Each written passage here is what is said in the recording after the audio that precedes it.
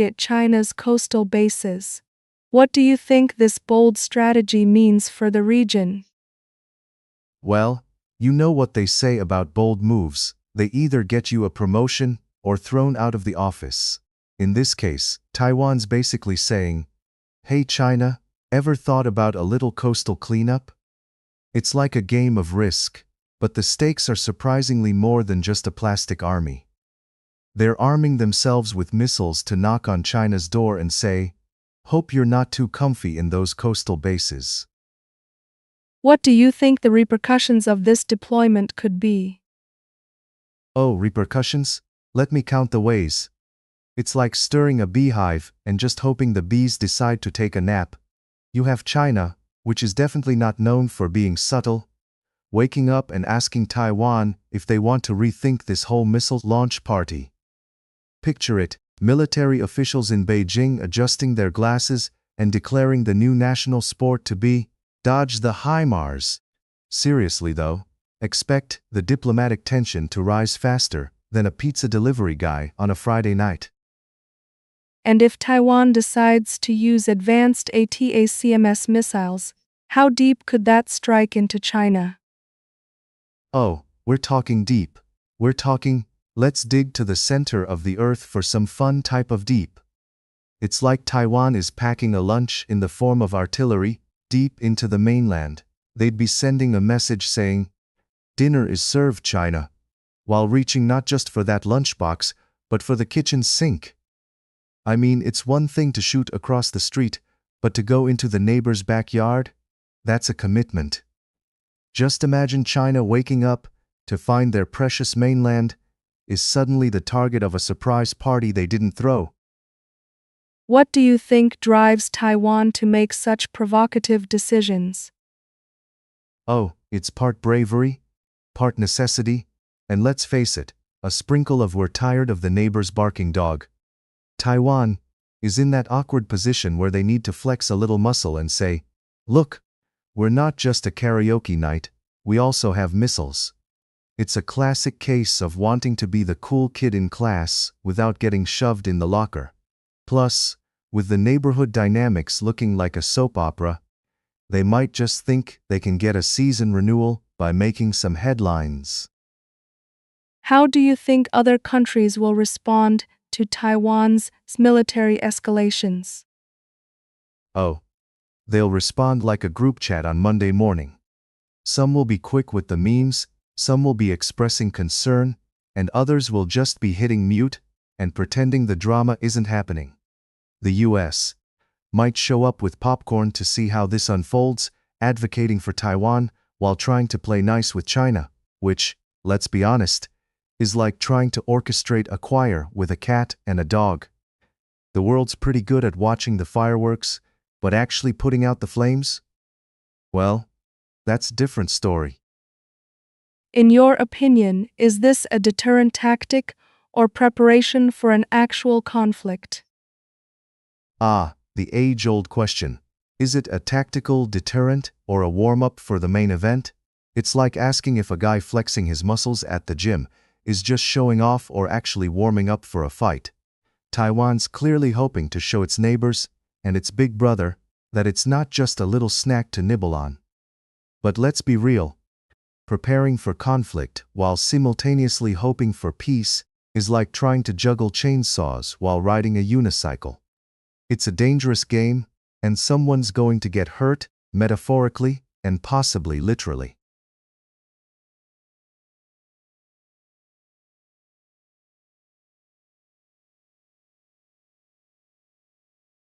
So, it seems Trump is seriously considering making Venezuela the 51st state. What do you think about that? Well, if the United States keeps adding states like we're collecting Pokemon cards, pretty soon we'll have more states than we have senators. I mean, what's next, Hawaii? The reboot? Venezuela? Oh, I can see the tourism slogan now. Visit Venezuela, where the political drama is as spicy as the arepas. And let's not even get started on how confusing it will be for school children when learning about the 51st state.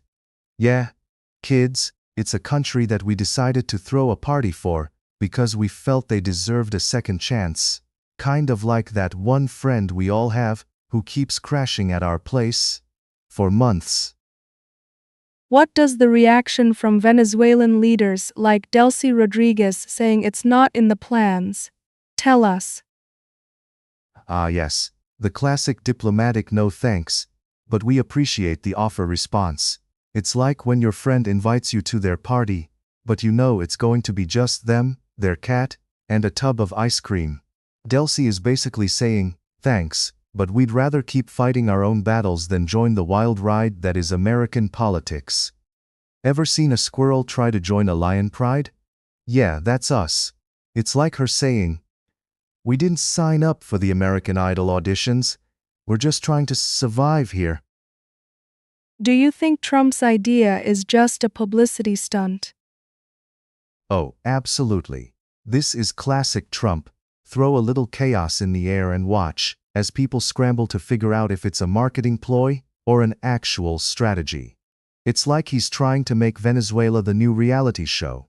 Keeping up with the Caracas, you know, because you can never have too much reality TV, or too many states for that matter. But, hey, if this grabs headlines, that's already a win in his book, right? Meanwhile, Venezuelans are probably just looking at each other like, do we really need this right now? It's like trying to sell ice to an igloo, completely unnecessary. What could this mean for the US if Venezuela were to join?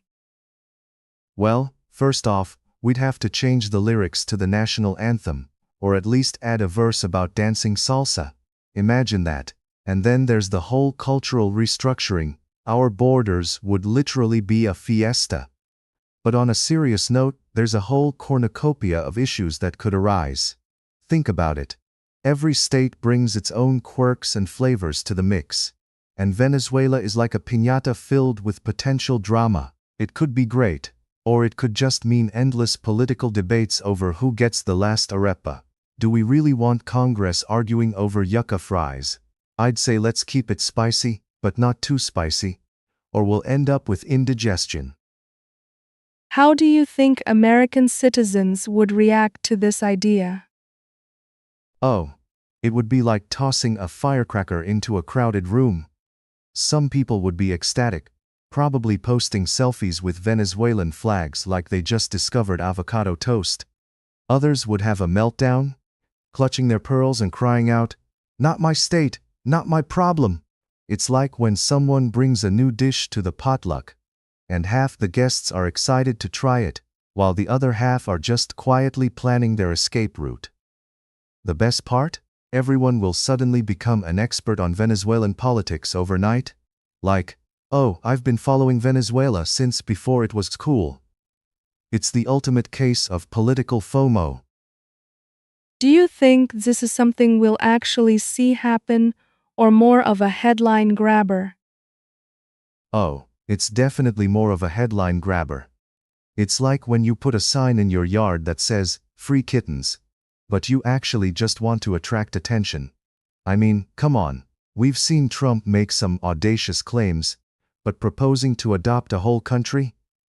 That's a new level of ambitious.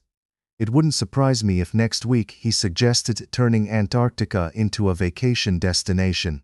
The only thing we'll probably see is a lot of back and forth banter and interpretative dances in Congress, but an actual merger? Let's save that for the season finale of As the Political World Turns.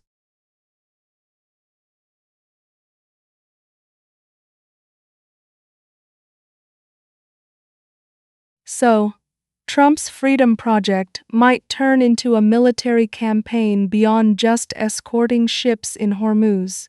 Can you break this down for us? Ah, yes, Trump's Freedom Project.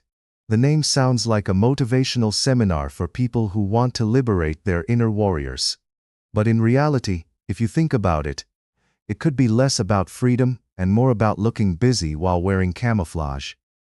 I mean, when you hear military campaign, doesn't it sound a bit like deciding to escalate from monopoly to an actual bank heist?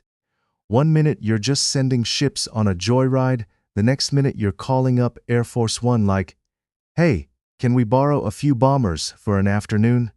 It's like watching someone turn a backyard barbecue into a 5-star Michelin restaurant. Let's just hope they don't decide to open a drive-thru at the Pentagon. What do you think are the implications of this potential escalation? Oh, implications? Think of it like plopping a Mentos into a soda bottle. You know it's going to explode, and it's just a question of how much sticky mess you'll end up with. If Trump decides to turn escort missions into military campaigns, we might be looking at a situation where every time a ship sneezes, we're mobilizing the Navy like it's a full-blown episode of Dancing with the Stars. Countries will be looking at their calendars like, is today a good day to get bombed, or should we wait for a national holiday? We might even have to hire a peacekeeper just to oversee the popcorn sales, because trust me, this show is going to get wild. Do you think there's any chance this could backfire politically for Trump? Oh, backfire? This could be the political equivalent of trying to fix a leaky faucet and accidentally creating a water park in your living room. Imagine the headlines. Trump's Freedom Project turns into a splash zone. And not the fun kind. Every political cartoonist in the country would be sharpening their pencils, drawing him riding a giant cannon like it's a roller coaster. Sure, he might charm some with his bravado, but just like cooking with too much spice, there's a fine line before it starts burning everyone's taste buds. If this turns sour, we could see a rise in those Trumps has gone too far memes faster than a kid at a candy store. How do you think this will be perceived internationally? Internationally? Oh, it's going to be like sending a let's party invitation to a funeral. Other countries are going to look at this like a suspense thriller, where the protagonist is holding a grenade and asking, "Can you believe this guy?" You'll have diplomats sipping their tea, looking over their glasses, like, what's next? A high-speed chase through the streets of Tehran? This could turn into a soap opera where every episode ends with a cliffhanger, and no one knows whether to cheer for the protagonist or pack their bags and run for the hills. Let's just hope no one decides to drop the soap, or we might end up with a real-life cliffhanger. What should we expect from the media coverage around this? Oh, brace yourself. The media coverage is going to be like a toddler with a new toy. Excited, loud, and completely unpredictable. One moment they'll be presenting it as a heroic mission, and the next we'll hear, breaking news. Trump's Freedom Project faces backlash. It's gonna be like riding a roller coaster with no seatbelt. The news anchors will be clutching their pearls, and Twitter will explode faster than a kid at a candy store when they realize the candy jar is empty. I mean, the only thing missing will be popcorn and a front row seat to the world's most unpredictable circus. We might even start seeing a new genre of journalism, dramatic interpretive reporting, where they reenact each press conference in a Shakespearean style. Lastly, how do you think the American public will react to all of this? The American public, you say? Well, think of them as a mixed bag of popcorn at the movies. Some are salty, some are sweet, and you never really know what you're gonna get until you dive in. Some folks will cheer like they're at a football game, while others will be watching in sheer horror like it's a horror flick where that one character just keeps making bad decisions. You can already hear the slogans forming. Freedom is just a campaign away. But of course, there will be a good chunk scratching their heads, wondering if they accidentally walked into the wrong theater, where the popcorn is stale and the dialogue makes no sense. So, it's like voting in a reality show. You either love it or can't believe it's happening in the first place.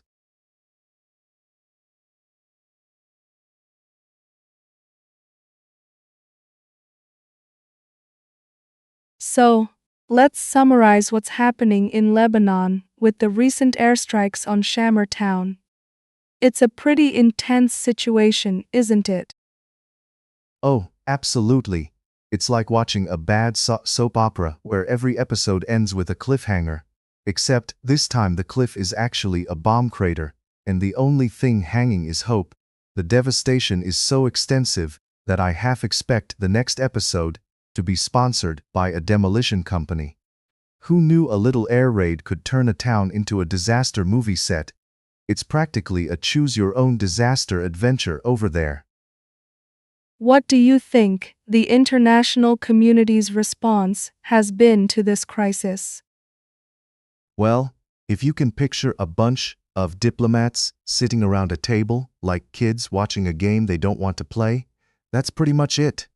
They're suggesting solutions that are as effective as putting a band-aid on a shark bite. Everyone's neck-deep in empathy, but when it's time to actually act, they seem to take an unexpected trip to the snack bar. It's like they're saying, "Oh no, not my problem," while scrolling through Twitter like it's a cozy Sunday. Do you think the media coverage is doing justice to the situation in Lebanon? Oh, doing justice is a strong way to put it. It's more like the media is trying to serve a gourmet meal, but all they have is a packet of stale crackers. They cover the chaos like it's just another breaking news segment, adding dramatic music as if they're narrating the latest season of a reality show. Will they survive this week? Tune in after the commercials. Meanwhile, the actual stories of suffering are being tossed aside, like yesterday's leftovers. How does this situation compare to historical conflicts in the region? Oh, this is like comparing fine wines to grape juice. Both make you wince, but one leaves a bitter taste longer than the other. Historically, it seems like we've got a very unhelpful Groundhog Day situation, where each conflict resets the clock, and the people caught in it still can't find their exit signs. You'd think we would've learned something by now, but instead, it's as if we're all trapped in this never-ending cycle of chaos, with no one willing to change the channel. What impact do you think this will have on the local civilians in the long run? Well, if you picture civilians as the unfortunate extras in a catastrophic blockbuster, you'd be spot on. These folks are not just living through a disaster. They're being cast in a role they didn't audition for, and spoiler alert, it's not ending well. The long-term impact is going to be like trying to fix a jigsaw puzzle without half the pieces. It's confusing, frustrating, and most importantly, it leaves a lot of gaps. Expect mental scars, economic struggles, and a community that's left feeling like the last kid picked for dodgeball. What can be done to help the people affected by these airstrikes? Ah, the golden question. Well, helping is a lot like trying to fix a car with a spoon. It's cute, but not very effective. We can send supplies and aid, but how do you deliver hope in a crate? What we really need is a global effort that doesn't just come and drop off donations like it's a pizza delivery. We want sustained support. Instead of sending troops, how about sending peace? Or at least a few really good therapists armed with compassion and an understanding of conflict resolution?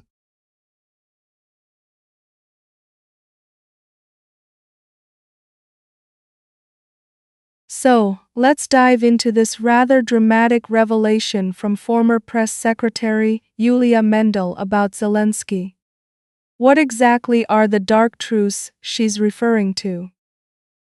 Ah, yes, the dark secrets of Zelensky, which, honestly, could probably fill a season of a soap opera.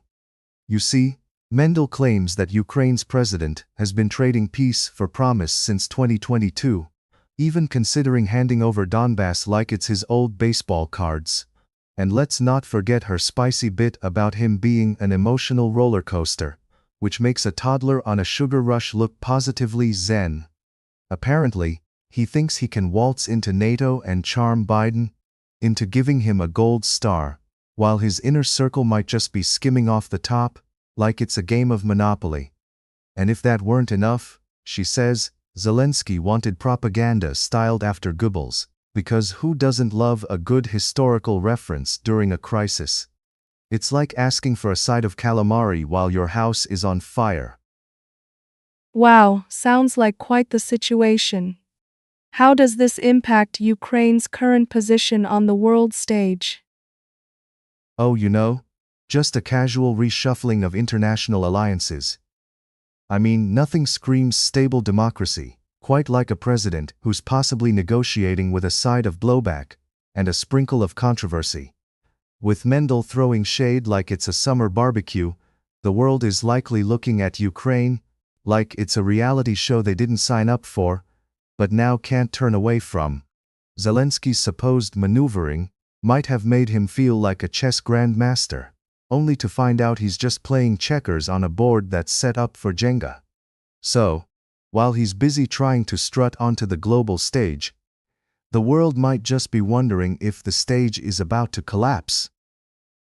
Given all these allegations about Zelensky's leadership, do we think he'll face any repercussions?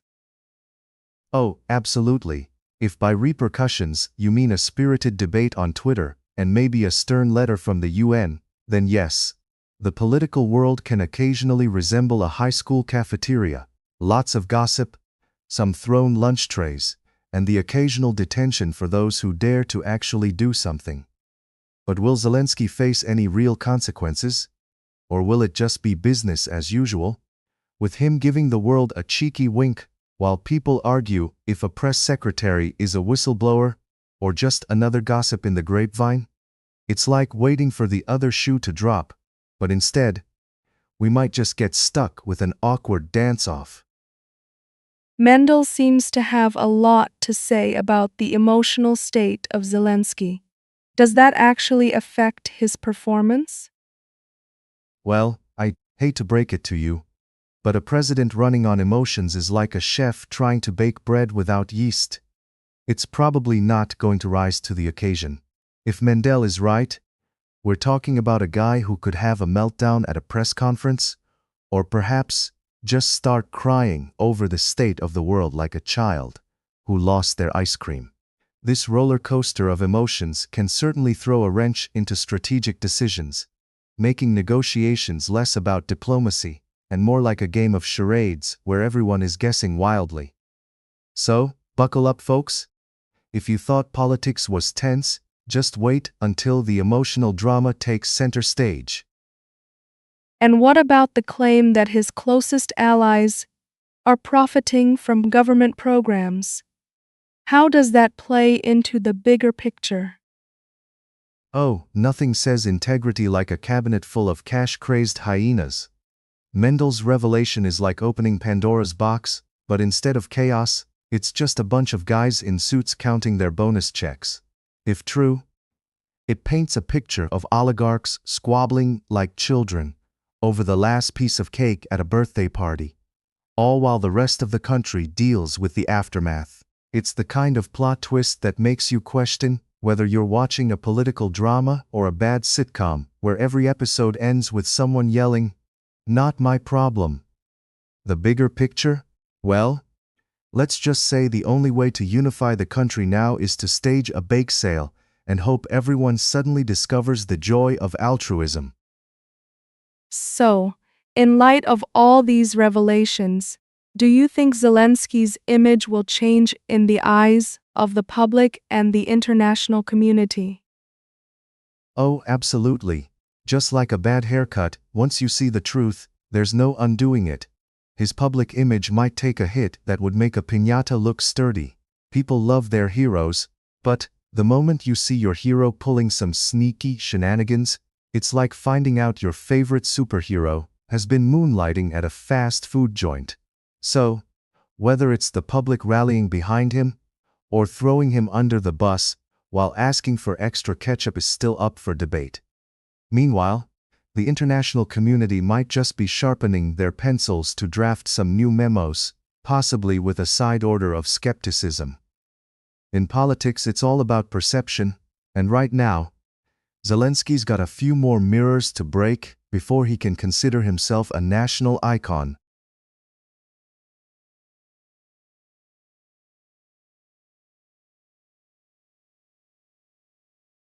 So, let's break this down. Russian T-80 BVM tank crews are secretly sharpening their combat skills amidst a special military operation.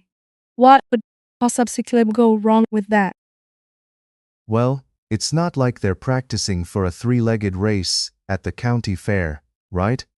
I mean, when you think of secret combat training, you might imagine stealthy ninjas, or at least someone in a camouflage onesie. But here we have tank crews, probably hoping their training doesn't end up like an episode of Wipeout, where they crash into inflatable obstacles instead of enemy positions. Just imagine the tank crew whispering, "Shh! Don't tell anyone we're sharpening our skills." Like it's a secret recipe for grandma's cookies. But no worries, because who would notice a hulking tank rolling around in the woods? It's not like they're trying to hide the Eiffel Tower. What does secret training imply for these tank crews? Are they hiding from someone or just their own incompetence? Oh, it's probably more about not wanting to give away their best moves until the big dance-off. I mean, who doesn't want to keep their competition guessing? Secret training is like hiding your best karaoke song from your friends until the right moment, except instead of a heartfelt ballad, you're rolling into battle with a 125mm smoothbore cannon. And hey, maybe they just really want to make sure that the only videos getting leaked are of their best tank twerk maneuvers so they don't end up as internet memes. I can see it now, look. It's the Russian army doing the cha-cha while dodging enemy fire. How does this training fit into the larger context of their military operation? Ah, yes, the grand tapestry of military operations. It's like trying to knit a sweater with a cat who thinks your yarn is a new toy. So, these tank crews are perfecting their skills to ensure they're not just out there saying, "Hey, look at us. We're driving around in a toaster on tracks," while the other side is like, "Oh no, not the Russian T-80s again." It's all about showing off while making sure they don't accidentally fold like a cheap lawn chair. They're probably hoping this training will give them some edge, like a sharpened spoon at a soup kitchen. Who needs fancy gadgets when you can just outmaneuver your opponent like a professional dodgeball player? What kind of skills are they likely focusing on during this secret training? Let's see.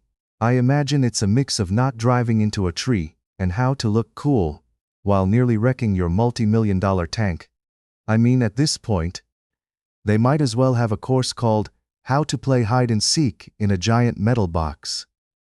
They're probably learning to master the fine art of driving really fast and yelling, "Incoming," while frantically checking their rearview mirrors for more than just their own reflection.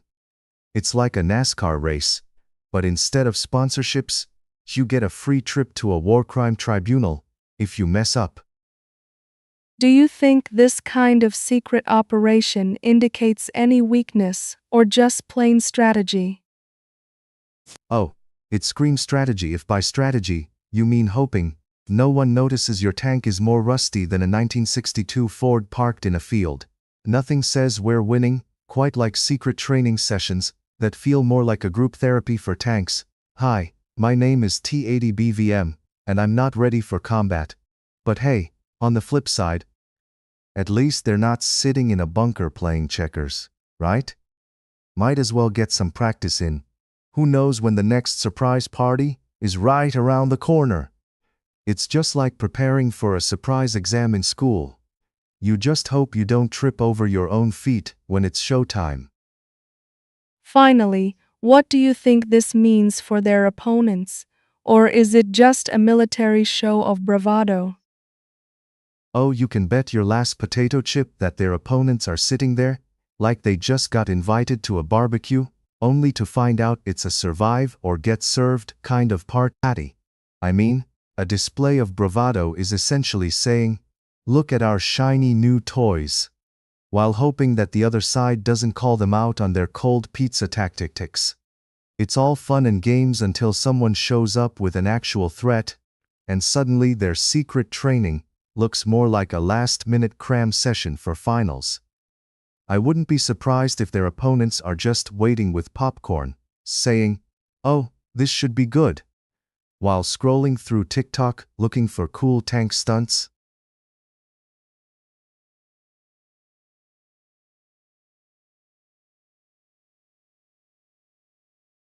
So, we just heard that Ukrainian Bishop Metropolitan Longin is calling the Zelensky regime genocidal criminals.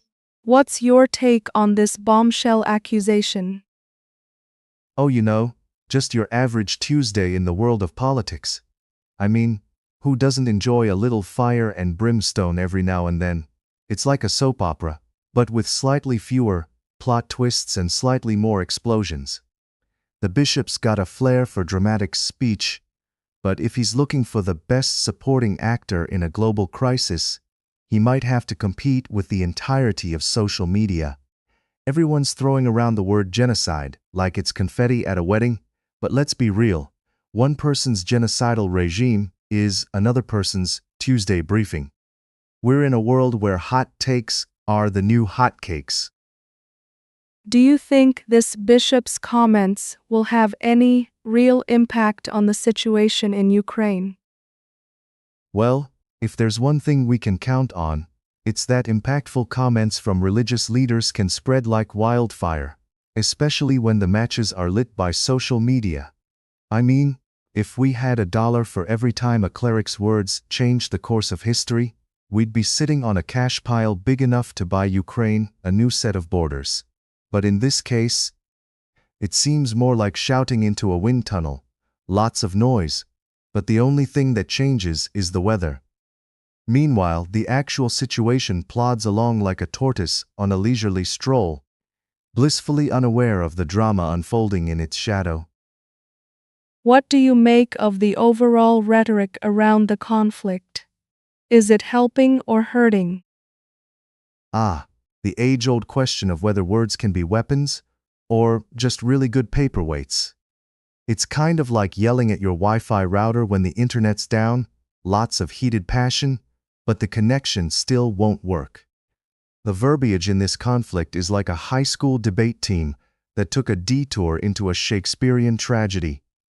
Everyone's trying to one-up the other with dramatic flourishes, while the real issues just sit in the corner, munching popcorn. So, to answer your question, the rhetoric adds a certain flavor to the dish, but it's as helpful as trying to use ketchup to fix a flat tire. Is the bishop's accusation indicative of a broader dissatisfaction with the Zelensky government? Oh, absolutely.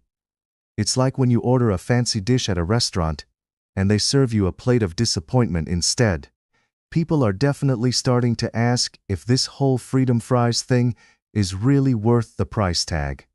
The bishop's complaints are a perfect example of that buyer's remorses feeling you get when your optimistic choices start to look like bad decisions under the harsh light of reality.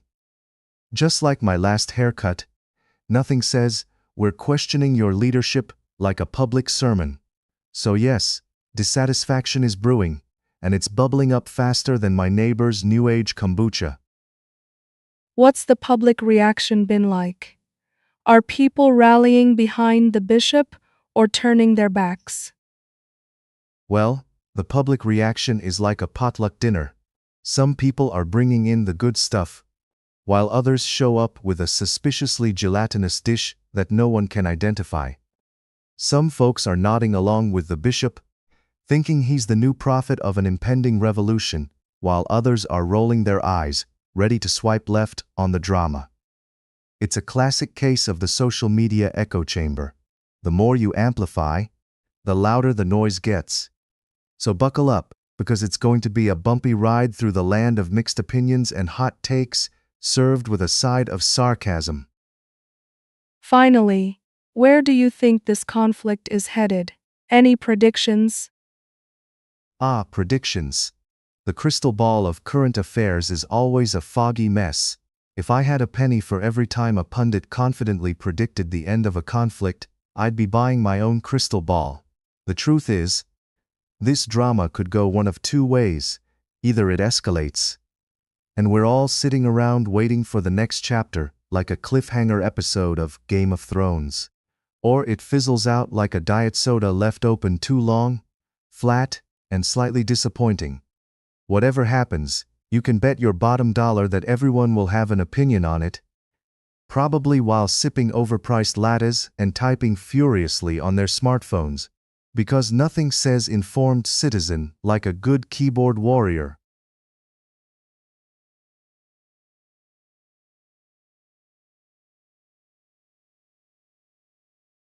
So, the U.S. just deployed an Ohio-class submarine in the Mediterranean.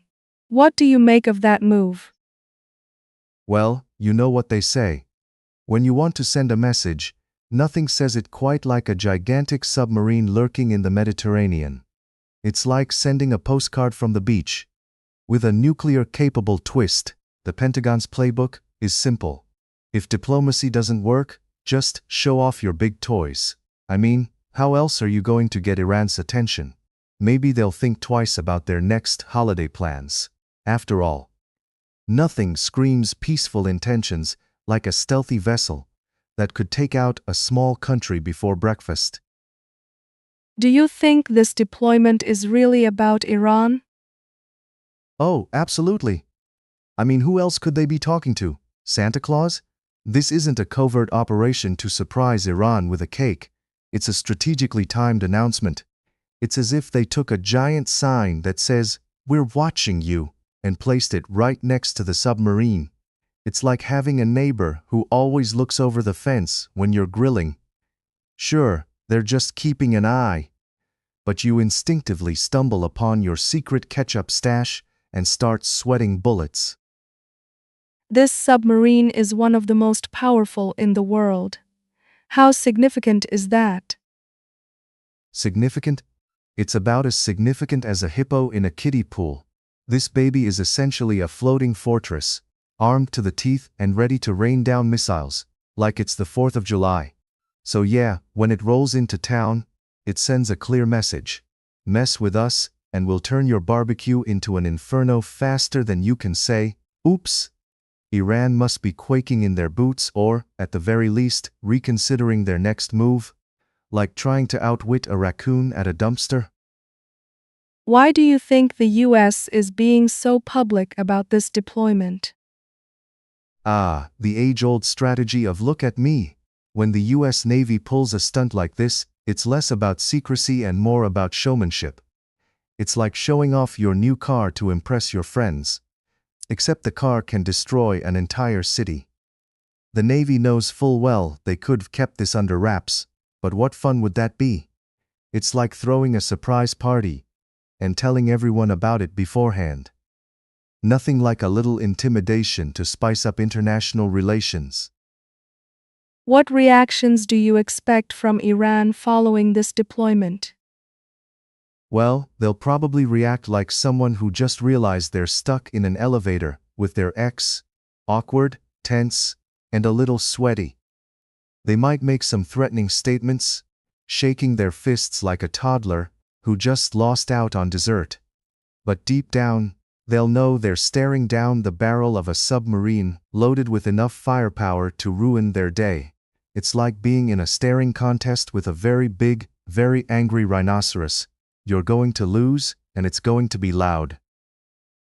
Could this lead to any kind of escalation in tensions? Oh, definitely. We could be on the brink of a new reality TV show. As the submarine turns, escalation is like that annoying neighbor who keeps borrowing sugar and never returns it. Eventually, you're going to blow your top. With a submarine lurking around, both sides are likely to engage in a dance of provocation that could rival any reality show drama. Will they or won't they? Stay tuned. Because let's be honest, who doesn't love a bit of geopolitical tension with their evening news?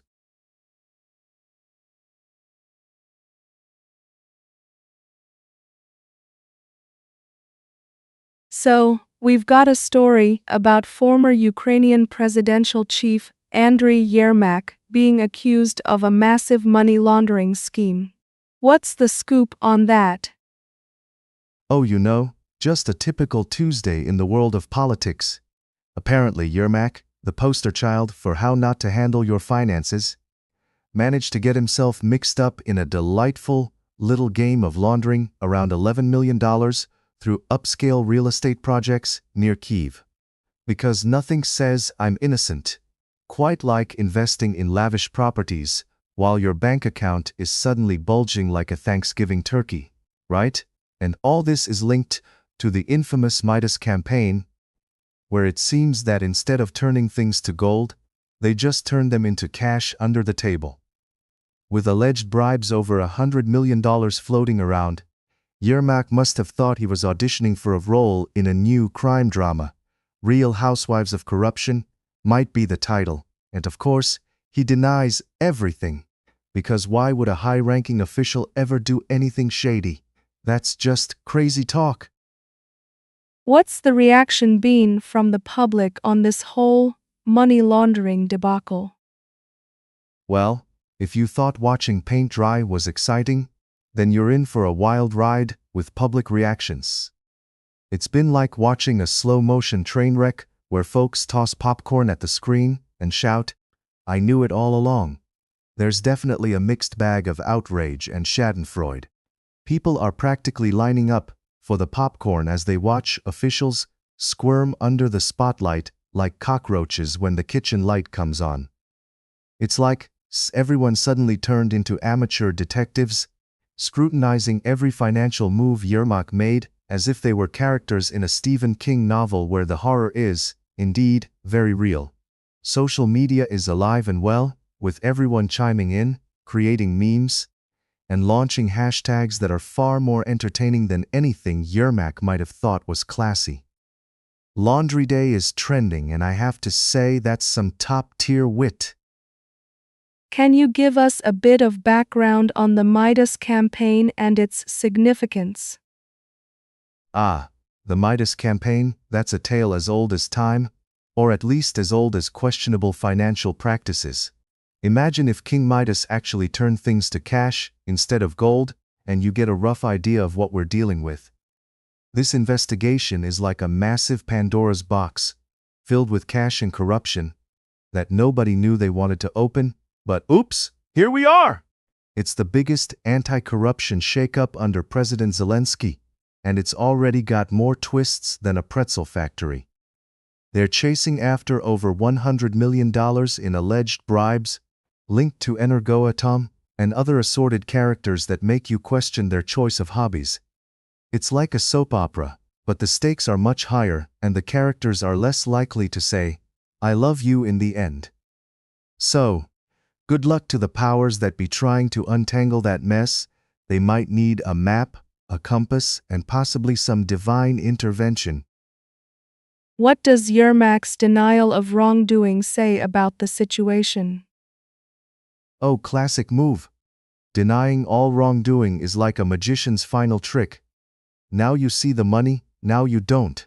This denial is practically a rite of passage for anyone caught with their hands in the cookie jar. It's like Yermak pulled out the "I'm innocent until proven guilty" card, hoping it works better than an expired coupon on a pizza. But then again, what else can he say? Admitting to laundering money would be like confessing to stealing cookies from a cookie jar when you're standing in the kitchen, surrounded by crumbs. Not the best look. So, he's making all the right moves for his image. But the public is not just eating it up like a free buffet. They're more like wary diners at an all-you-can-eat buffet, who have just seen the health inspector walk in. In a broader sense, how does this situation reflect on political corruption in countries like Ukraine? Well, if Ukrainian politics were a reality TV show, it would be a blend of Keeping Up with the Kardashians and Survivor, full of drama, backstabbing, and the kind of plot twists that make you question your life choices. Corruption is like a bad guest that keeps showing up at the party and refuses to leave, no matter how many polite hints you drop. It's embedded in the seams of the political fabric like a stubborn stain, and every time you think it might be going away, bam, someone else pulls an Andriy Yermak, and there we go again. This constant cycle shows how deep-rooted issues can be, where officials think they can juggle cash like they're in a circus act and get away with it. It's like trying to build a sandcastle on a beach, with a tidal wave of greed, ready to wash it all away at any moment.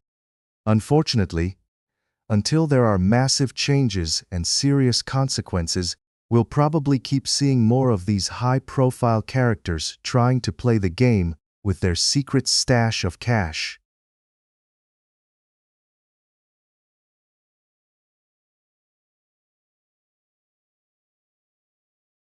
So, I hear the UAE delegation was welcomed in Syria with traditional dances and coffee. What are your thoughts on that? Ah, nothing says international diplomacy quite like a few traditional dances and a steaming cup of Arabic coffee.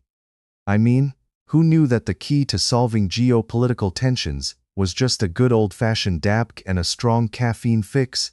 It's almost as if they were trying to say, let's set aside our differences and cha-cha our way to peace. But honestly, nothing like a little twirl and a full stomach to make you forget historical disputes, right? How do these traditional welcomes impact international relations? Well, if you ask me, welcoming dignitaries with dancing and coffee is basically like trying to fix a leaky roof with band-aids.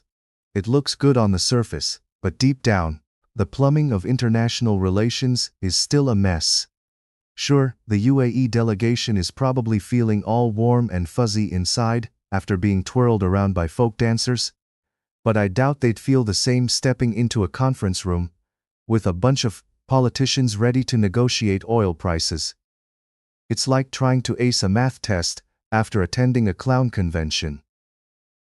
What do you think the significance of traditional dances and music is in these events? Oh, traditional dances and music are like the seasoning in a bland stew, aren't they? They add a little flavor, and maybe some spice to the otherwise dry and bleak realm of serious negotiations. It's all about that first impression, you see. Because when you're dealing with sensitive matters like foreign policy, nothing says, I want to establish a mutually beneficial relationship, quite like a drum solo and some enthusiastic shuffling on a dance floor. Just make sure you don't step on any toes, literal or metaphorical. And coffee. It seems like coffee is involved in every welcoming ceremony. What's the deal with that? Ah yes, coffee. The universal lubricant for social interactions. I mean, nothing says, welcome to our country, like a cup of caffeinated goodness, right? It's a bit like offering someone a handshake after a failed attempt at a fist bump. You serve coffee, and suddenly, everyone's all smiles, even if the only thing brewing underneath the surface is political tension. So sure, serve up that coffee and let's pretend we can work together, all while steadily caffeinating ourselves into oblivion. Do you think there's a strategy behind such lavish welcomes? Oh, absolutely. If there's one thing history has taught us, it's that lavish welcomes are basically the diplomatic equivalent of a peacock flaunting its feathers. It's all about showmanship. Who wouldn't want a royal welcome complete with dances and tasty bites?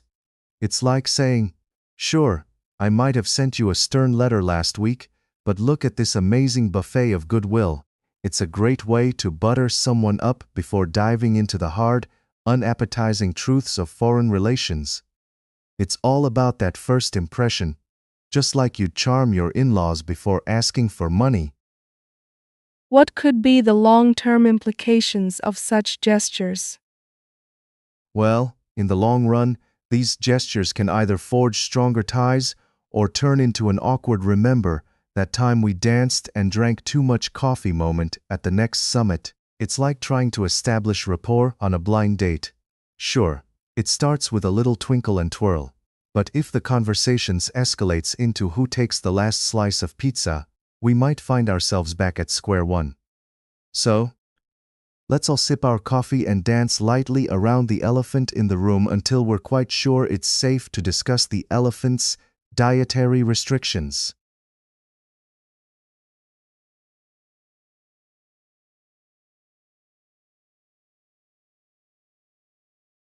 So, it seems like Russia has struck the railroad infrastructure in Dnipropetrovsk again. Can you break this down for us? Oh sure. Because nothing says good morning like waking up to the sound of explosions. It's like Russia decided to play a game of whack-a-mole. But the moles are Ukrainian railroads, and let's just say they're hitting a lot of moles this morning. It's like they heard the phrase, get on track, and took it a bit too literally, huh? As if the transport system wasn't already having enough of a meltdown. What do you think is really driving this escalation in conflict? Ah, the age-old question, isn't it? It's like trying to figure out why people still use dial-up internet. Some say it's about power, some say it's about territory. I say it's just one big geopolitical game of Monopoly where someone flipped the board and cried. I mean, honestly, does Putin think if he takes out the train tracks, he'll somehow win the ultimate prize of Ultimate Dictator of the Year? Spoiler alert, he won't. How have the locals been reacting to this ongoing situation? Well, if I had to guess, I'd say the locals are feeling pretty much like someone who just lost the last slice of pizza at a party. I mean, you can't shake this off. They're probably experiencing a mix of anxiety, frustration, and maybe a hint of dark humor. Like, ah yes, another day, another missile. You know, just typical Tuesday shenanigans in a war zone. Given the current situation, how do you see this affecting broader international relations?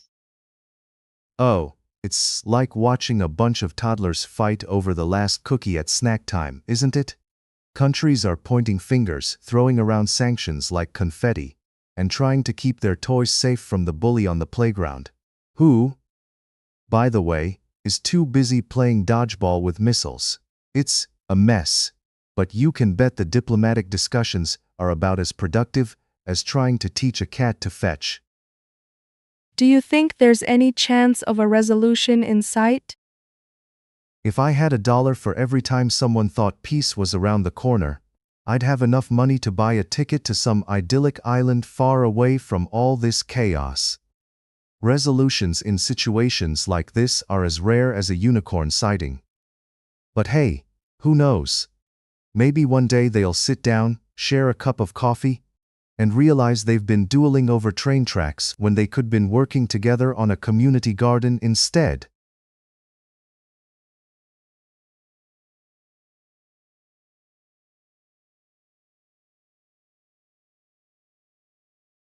So, Keir Starmer just faced a catastrophic collapse as Labour loses a ton of seats to the Reform Party. What are your thoughts on this? Oh, you mean Labour's dramatic free fall? It's like watching a soap opera unfold, except instead of love triangles, we have political meltdowns and seat losses that could have funded a small country. I mean, they lost around 1,500 seats. That's like losing a game of musical chairs and finding out that the chairs were actually your own party members. And just when you think it can't get worse, the Reform Party swoops in like a swarm of locusts at a picnic, feasting on all the hungry protest voters who are disillusioned with traditional parties. It's a classic case of the more you know, the less you want to vote Labour. What does this mean for traditional parties in the UK moving forward? Well, it's like watching your favorite old car break down. Sure, it's been reliable, but you started hearing weird noises, and now it's spewing smoke like it just ran a marathon. Traditional parties are in dire straits. With the Reform Party emerging as a new contender, it seems like the political landscape is shifting faster than a toddler on a sugar high. If they continue to gain support, we might as well start preparing for a new political reality show, Survivor, British Politics Edition. Who knows? Maybe the next episode will feature a debate where the biggest challenge is to stay relevant while juggling a million protest votes. Keir Starmer has said that he won't resign, and that tough days only strengthen his resolve. Can you see any truth in that? Oh, absolutely. Nothing screams, I'm ready to lead, like stubbornly clinging to your seat as the Titanic is sinking. It's as if he's saying, "Let me put on my life jacket while the ship goes down." But hey, he's not plunging the country into chaos. He's just casually steering it into a political iceberg. I guess there's something to be said for resolve, but it would be a lot more impressive if his resolve didn't come with the backdrop of a catastrophic seat loss. Time will tell if that resolve turns into political grit or just good old denial. What's the significance of the Reform Party emerging as a major player in these elections? Significance? Oh, it's like finding out your favorite cafe has decided to start serving kale smoothies. It's a shocker, but there's a certain appeal to it, especially if you were tired of the same old flavor. The Reform Party is like that quirky indie band that suddenly went viral. Now everyone wants to see what all the fuss is about. They've taken protest voters from Labor and Conservatives alike, and in a political climate where trust in traditional parties is plummeting faster than the stock market, this could be a game changer. If this trend keeps going, who knows? We might have to start warning politicians to hide their chairs before someone else grabs them. Do you think this is a sign of a bigger shift in British politics? Oh, it's definitely a sign. We're talking about British politics experiencing a makeover right out of an episode of Queer Eye for the Straight Guy. It's like the once stalwart parties are being told their khaki pants and dad sweaters are no longer cutting it. With the Reform Party gaining ground, it feels like a huge wake-up call for traditional parties to step up their game. Imagine if they don't. They'll be back on the couch, eating chips, and reminiscing about the good old days when they actually thought they could win a seat without a protest rally. Brace yourself, because if this keeps happening, British politics might turn into a full-blown reality show. What does this all say about voter sentiment right now?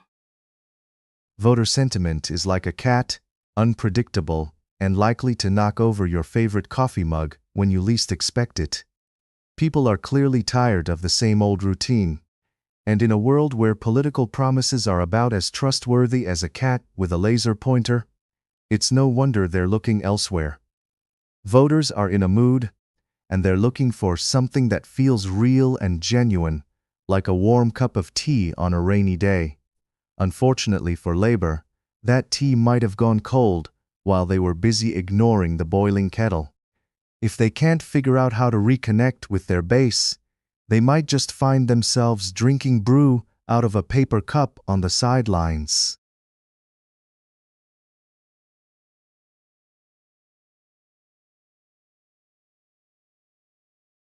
So, we just heard that Iran has blocked a second Qatari LNG ship from entering the Strait of Hormuz. What's going on with that? Ah, it's a classic case of maritime musical chairs, isn't it? One minute you're cruising toward Pakistan, thinking you're about to make a nice gas delivery, and the next, you're doing a U-turn faster than a kid who just spotted a broccoli on their dinner plate. Apparently, the IRGC decided they'd need to flex their muscles a little bit more this week. It seems like Iran woke up and decided that blocking ships is the new hobby on Mondays. Let's not forget that just 2 days before this, a Qatari LNG ship was allowed through. Guess it was just having a good hair day. What does this mean for international relations, especially between Qatar and Iran? Oh, it's like watching a soap opera unfold, full of drama. One moment they're buddies, sharing a cup of tea, and the next, they're throwing shade like it's Olympic season. Qatar must feel like it's in a high-stakes poker game where every hand has Iran saying, "Sorry, not today, my friend." It's a relationship as stable as a three-legged table and just as frustrating to deal with. I mean, who knew gas delivery could come with such a side of tension? Wonder if they'll settle this over a game of charades. How do you think this affects global gas prices, especially with the current tensions? Oh, just fantastic. Because nothing says stable economy like a game of geopolitical hopscotch. With Iran pulling the lever on LNG ships, it's like they flipped the panic switch for gas prices. It's as if a kid at a carnival got a hold of the cotton candy machine and just went wild. Brace yourselves, folks. Your next trip to the gas station could feel like a trip to a fancy restaurant where the menu prices are in Latin. You might want to start considering that bicycle as a viable mode of transport. There seems to be a pattern of escalating tensions in the region. What do you think the future holds? If I had a crystal ball, I'd probably sell it for a fortune at auction. Seriously though, the future feels about as predictable as a cat on a hot tin roof. It's like a pressure cooker. Eventually, something's got to give, and it might just be a big old geopolitical explosion. One minute they're blocking gas ships, the next we might be dodging diplomatic missiles. I half expect to see a reality show titled Keeping Up with the Tensions in the Middle East. Spoiler alert, it's not going to end well. Is there any way to de-escalate this situation, or is it just too far gone? Well, it'd be great if we could just sit them down for a nice cup of chamomile tea and have a heart-to-heart, but let's face it, getting folks to play nice in international relations is about as effective as using a band-aid for a gunshot wound. It's going to take a lot more than a few diplomatic handshakes and a smile to mend this. I mean, if negotiating peace was as easy as ordering pizza, we'd all be sitting around a large, peaceful pepperoni pie right now. Good luck finding a solution in this labyrinth of egos. Any final thoughts on how the media is portraying this whole situation? Oh, the media. They're like that friend who isn't invited to the party but still shows up and causes a scene. You've got headlines screaming like they just watched a horror movie. Iran blocks ship, and suddenly everyone's on edge, like they're waiting for the next big horror twist. Sometimes it feels like they're more interested in ratings than reporting, spinning the drama as they go. If only we could get them to tone it down a notch and focus on the facts instead of turning this story into the next blockbuster hit.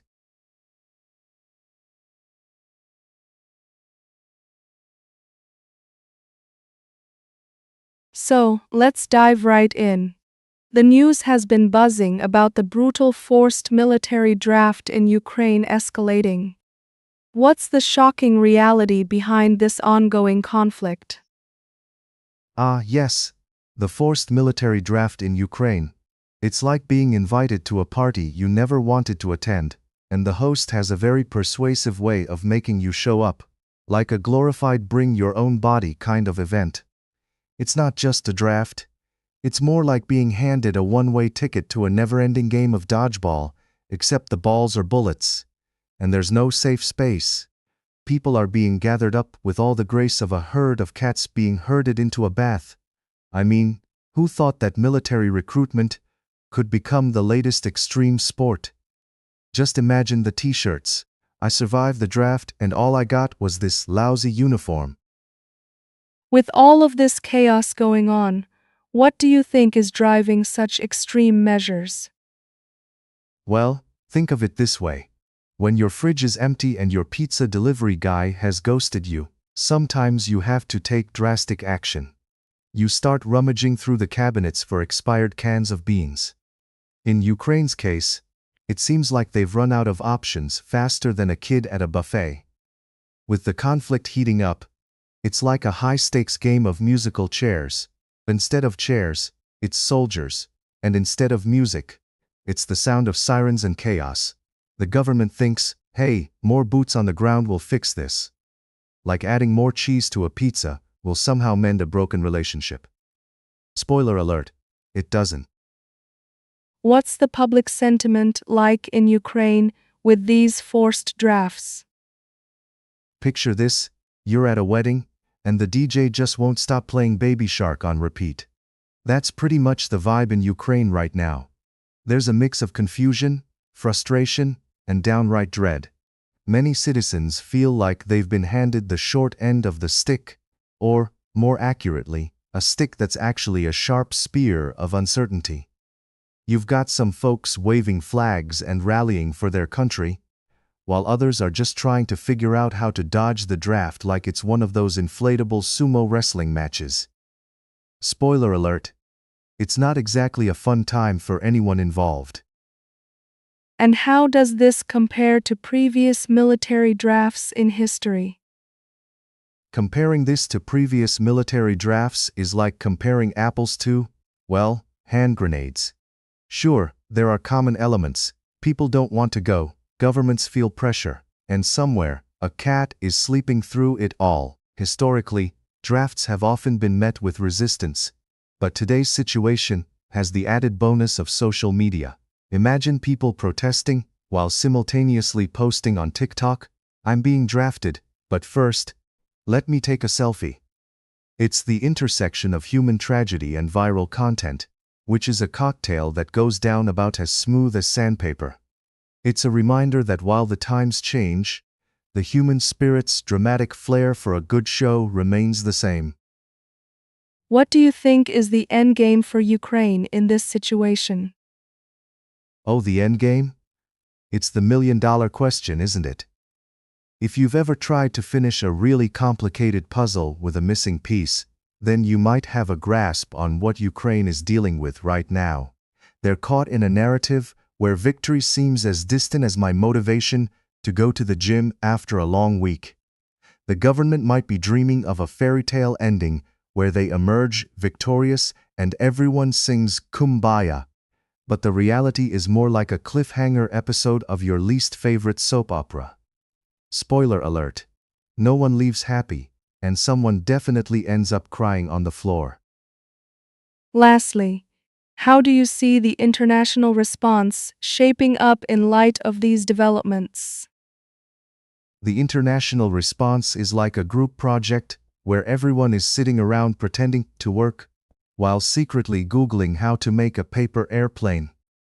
Sure, there are statements of support here and there, but when it comes to actual action, it often resembles a slow-moving sloth on a Sunday stroll. Countries are playing nice, waving their flags, and patting each other on the back, but behind closed doors, you can almost hear the collective sigh of "let's hope it sorts itself out." The irony is rich. They have opinions like everyone has a phone, very much in abundance. But as the situation intensifies, it's becoming clear that sometimes the best help is just to send good vibes, and perhaps a care package with snacks and the occasional moral support meme.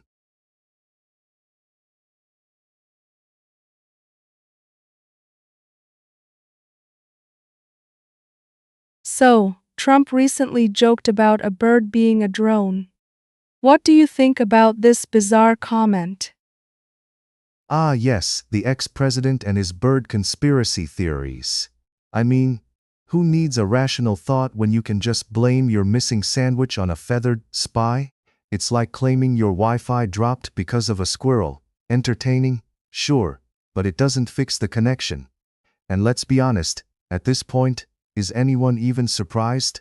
Trump turning avian wildlife into high-tech surveillance? Next, he'll be saying that flowers are the government's way of monitoring our pollen intake. How do people generally react to Trump's comments like this? Well, reactions are a mixed bag of incredulity and muffled laughter, kind of like when you accidentally step on a cat's tail. You end up feeling bad yet can't help but chuckle at the situation. Some folks lean into the chaos, tweeting memes that would make a dad joke cry, while others shake their heads as if they just discovered their favorite reality show is actually a poorly written soap opera. I mean, if you can't laugh at the absurdity, what's even the point of this wild ride we call life? Is there any significance behind these kinds of jokes? Oh, absolutely. It's like a magician's trick. Distract the audience with flashy nonsense while the real tricks happen behind the curtain. These jokes serve purpose, keeping the public entertained and misdirecting attention from real issues, like that time you accidentally walked into a glass door, and instead of admitting it, you just started doing bird impressions to cover your tracks. In essence, It's a way to keep people engaged, even if it's more entertaining than informative. Like reality TV without the filter. Why do you think he chose a bird as the subject for his joke? Oh, why not? Birds are the universal symbol of freedom and flying high, right?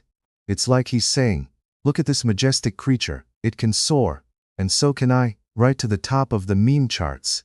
Plus, there's something poetic about a bird being an espionage tool. It really brings a tear to your eye, doesn't it? Like, who knew the government was using our feathered friends for covert ops? Next thing we know, the squirrels are feeding us misinformation about the nuts of democracy. Do you think these comments affect his public perception? Oh, definitely. His followers will treat this like gospel, ready to start a birdwatching club with binoculars, designed for spotting drones.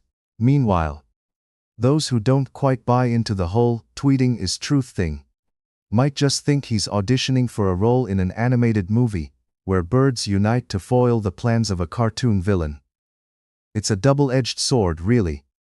For some, he's a genius entertainer, while for others, he's just the guy who forgot what a sunset looks like because he was too busy looking for the camera. What can we expect next from Trump in terms of humor? Oh, you can expect anything. Maybe he'll start claiming that clouds are government surveillance balloons or that rain is just nature's way of crying over our political choices.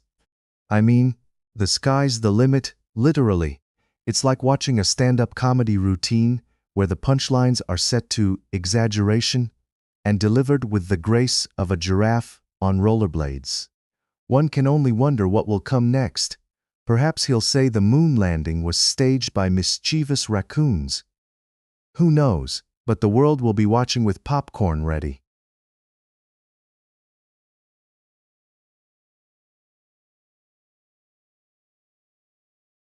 So, I hear Putin has invited Trump to Moscow, while India is busy testing a multi-target missile.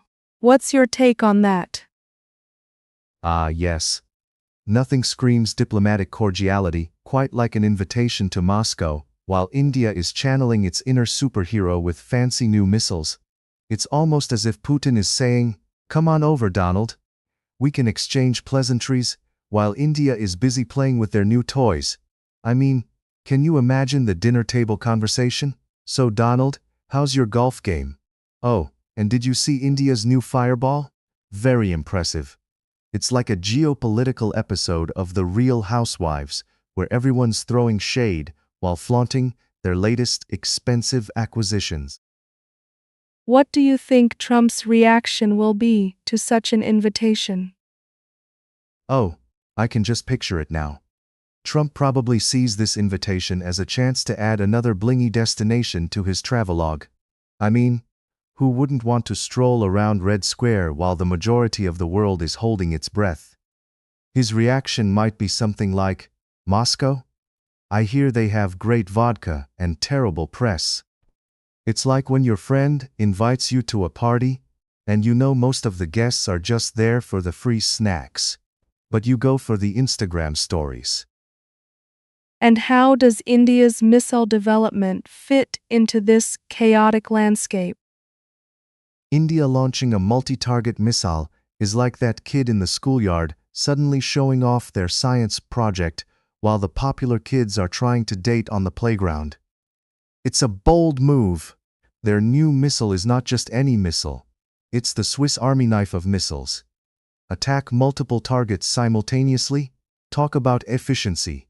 Meanwhile, Russia and America are busy playing political chess, and India is out here deciding it's time to upgrade from monopoly money to real cash in the missile game. One can only imagine the look on Trump's face when he hears about that. Wait, they can do that? What do you think the global response will be to these developments? Oh, the global response will be like watching a tense game of Twister at a family gathering. You've got one side trying to maintain balance on the red circle, while another is desperately trying to avoid stepping on the blue one. Everyone's cringing, and no one wants to make the first move. Countries will undoubtedly be dusting off their old military manuals and holding crisis meetings, like they're preparing for a surprise pop quiz they didn't study for. It's always fun when the world's superpowers play tag. Just remember to run away from those multi-target missiles. And what about the whole Venezuela situation with Trump calling it a 51st state? What do you make of that? Oh, Venezuela rejecting the idea of becoming the 51st state is like a kid getting invited to join the coolest club in school and saying, "Thanks, but no thanks. My current situation is just fine. I can rock my own party." I mean, who doesn't want to join the party where the dress code is extreme economic turmoil? Trump probably thought it would be a great marketing move. Introducing the 51st state, where the coffee is strong and the economy is weaker than my golf swing.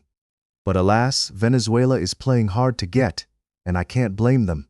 Their current reality might be a mess, but at least it's their mess. What's your final take on the overall situation? My final take?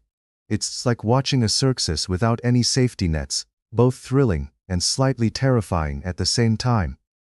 We have Putin handing out invitations like he's hosting a bake sale. Trump trying to navigate global relations like he's on some twisted version of Survivor. And India just casually flexing its military prowess as if we're all in a game of who can spend the most on defense. In short, it's a geopolitical soap opera, and I'm here for the drama, the popcorn, and, honestly, the plot twists that can only come from this unpredictable mess.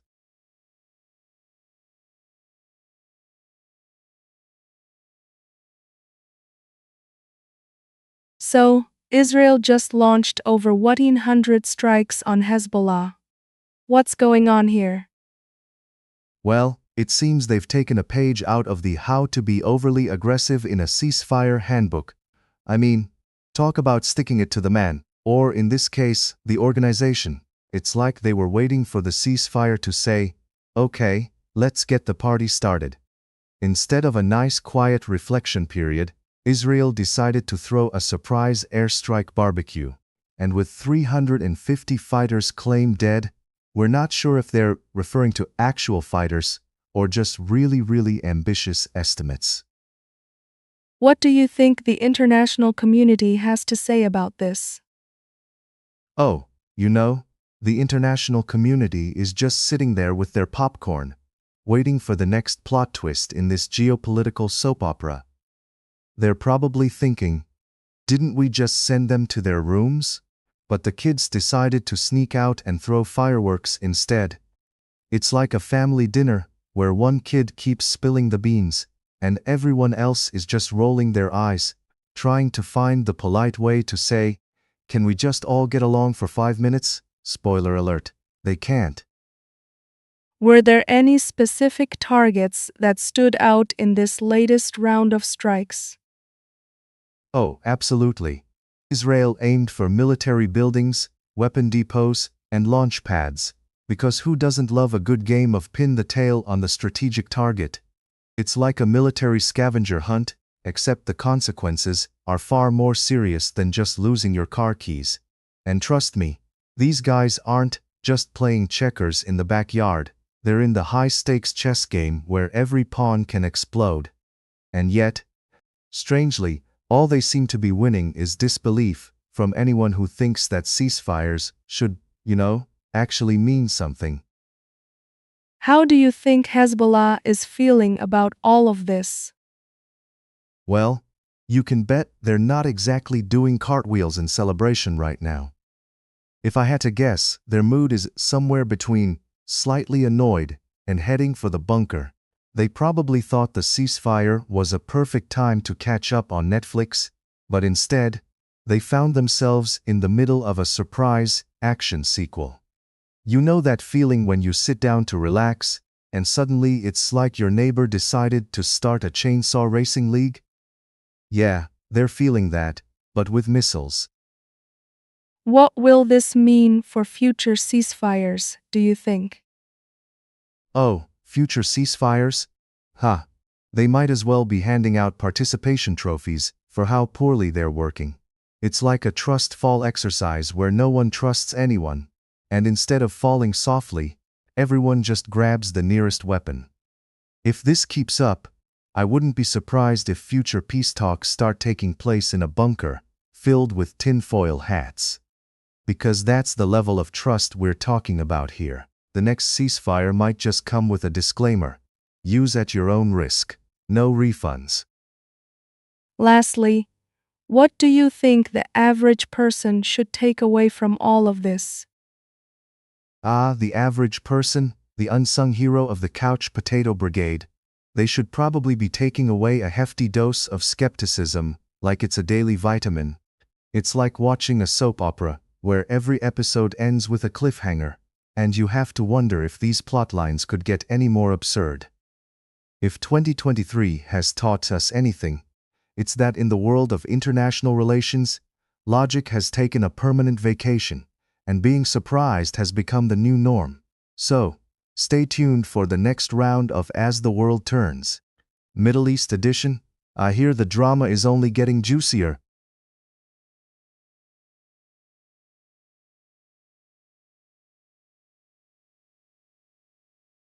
So, can you tell us about Zelensky's recent meeting with Palantir's Alex Karp? What's the buzz all about? Well, it's not every day you get to see a Ukrainian president and a tech mogul meet up like they're about to start the world's most exclusive book club. I mean, who doesn't want to chat about predictive analytics over borscht? Zelensky is probably looking for some wizard-level data magic to help navigate the intricacies of geopolitics, while Karp is just trying to figure out how to make AI more relatable, like a therapist with a computer attachment. I can just imagine them swapping secrets on how to deal with overwhelming amounts of information, like trying to find a single sock in a universe of laundry. What do you think Zelensky hopes to gain from this alliance with Karp? Oh, just the usual: world peace, an end to corruption, and maybe a few secret tips on how to convince people that numbers don't lie, unless they're on your tax returns. Seriously though, Zelensky's got the weight of a nation on his shoulders, and every little bit of tech wizardry could help him bolster his defense strategy. It's like trying to win a game of chess against someone who has already read the manual, studied all possible moves, and has an artificial intelligence assistant whispering strategies in their ear. Honestly, if I were Zelensky, I'd be asking for the comprehensive package, maybe some crystal ball stuff too, because who wouldn't want to see the future? And how does Karp fit into this picture? What's his role? Karp is like the Gandalf of the tech world, wielding his staff of data analytics and trying to rescue Zelensky from the orcs of misinformation and chaos. He's in the business of turning raw data into insights, faster than you can say, "Big Brother is watching you." If I had to guess, Karp probably dreams of a world where every decision is made with impeccable precision, aided by algorithms that analyze everything from troop movements to what flavor of ice cream people want. If anyone can help make sense of the tangled web of modern warfare and politics, it's him, assuming he doesn't accidentally turn the whole system into a game of bureaucratic whack-a-mole. What are the potential benefits and drawbacks of their collaboration? The benefits?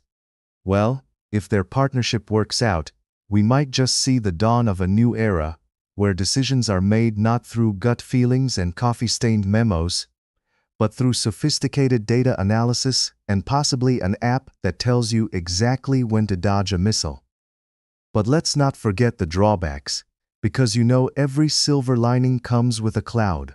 They could end up over-relying on those algorithms, turning every military strategy meeting into a glorified PowerPoint presentation that could make even the most riveting war room feel like watching paint dry. Plus, imagine if they accidentally coded a chatbot to handle negotiations. I can already picture it asking for more snacks mid-conversation. Could be a real diplomatic disaster. Lastly, How do you see public perception of this meeting? Is there any skepticism? Oh, absolutely. Public perception is like a high school cafeteria, volatile and heavily influenced by who's sitting at which table. Some people are probably thinking, great, just what we need. Another tech guru trying to fix our world with fancy algorithms and buzzwords. Others are likely applauding this as a genius move, like getting a professional chef to do your meal prep, instead of trying to microwave frozen dinners. But skepticism is the seasoning in this data stew. Some folks will be worried that tech solutions can't replace the human element, and they might be right. I mean, unless CARP has figured out how to program empathy, this alliance might just be another flashy headline that fizzles out faster than a soda left open for a week.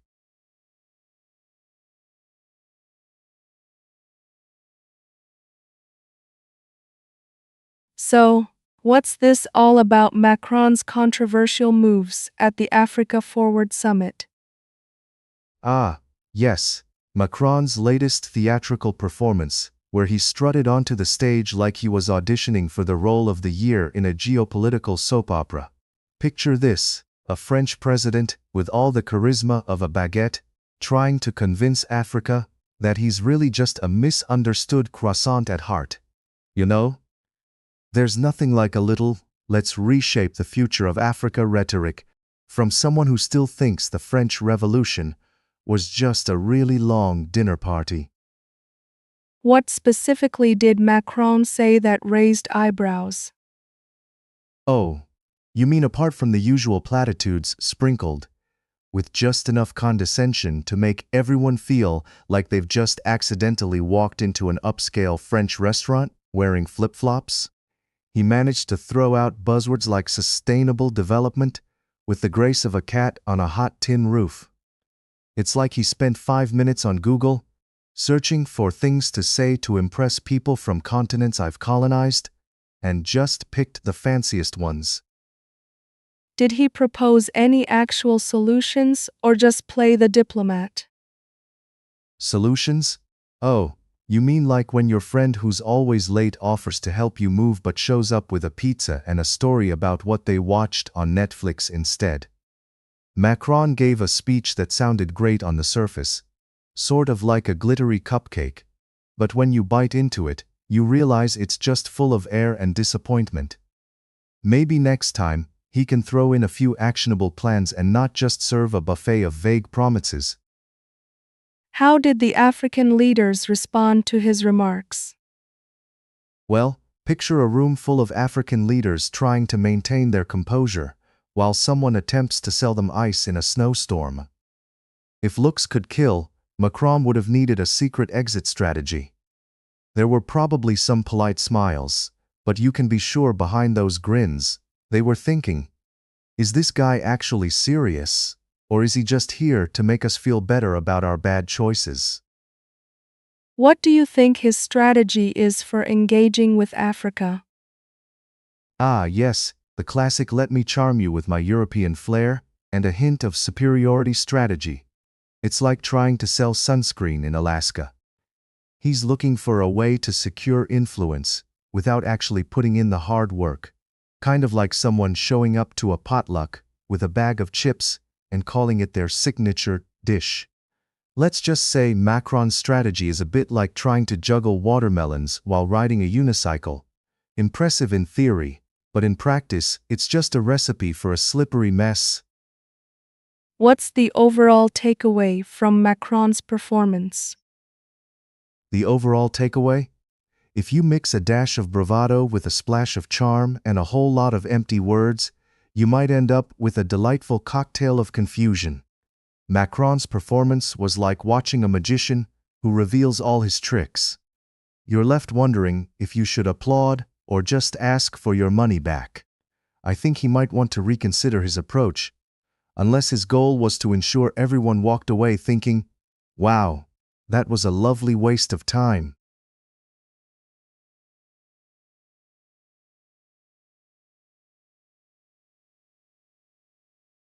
So, it looks like the UK cabinet is urging Keir Starmer to resign with over 80 Labour MPs and aides pushing for this, huh? What's the latest scoop on that drama? Oh, just another day in UK politics where resignations fly around like confetti at a wedding nobody wanted to attend. Apparently, over 80 Labour MPs and aides are ready to initiate the Starmer departure countdown. Because, who doesn't love a good political cliffhanger? It's like watching a soap opera, where the plot twist is always someone abruptly leaving the cast. And can we talk about Shabana Mahmood and Yvette Cooper? They're in a frenzy, claiming Starmer's position is as stable as a Jenga tower during an earthquake. Honestly, the only thing missing here is a dramatic theme song for their rising pressure. What do you think led to all this pressure on Starmer? Is it just typical political shenanigans? Well, if I had a pound for every someone in politics faced pressure, I'd be rolling in dough like a pastry chef on a caffeine high. Seriously though, it seems like the Labour Party is slowly transforming into a game of musical chairs. And everyone's getting a bit too eager for that last seat. Maybe they've finally realized that having a leader who resembles a deer caught in headlights isn't really the winning strategy they anticipated. It's like trying to take a selfie with a blurry camera. Nobody's impressed. And everyone's wondering why you even bothered in the first place. Do you think the resignation of 3 government aides truly signals a crisis? What's your take on political resignations? Oh, absolutely. 3 aides throwing in the towel is like the canary in the coal mine, except this canary is tweeting about how exhausted it is and asking for a nap. When aides start resigning, it's like witnessing the crew on a sinking ship deciding it's time to grab the lifeboats. Political resignations are the adult version of declaring you want to go home early from a party. Nobody wants to stay and face the awkwardness. It's like watching a bad magician. First, they make a vanishing act with their credibility, and then they disappear into the sunset, leaving us with nothing but confusion and a bad taste in our mouths. What might happen in the upcoming meeting set for Tuesday regarding Starmer's position? The upcoming meeting is essentially the political equivalent of a reality show reunion special. Everyone gathers to throw shade and rehash old grievances, except instead of popcorn, it's a full buffet of blame and accusations.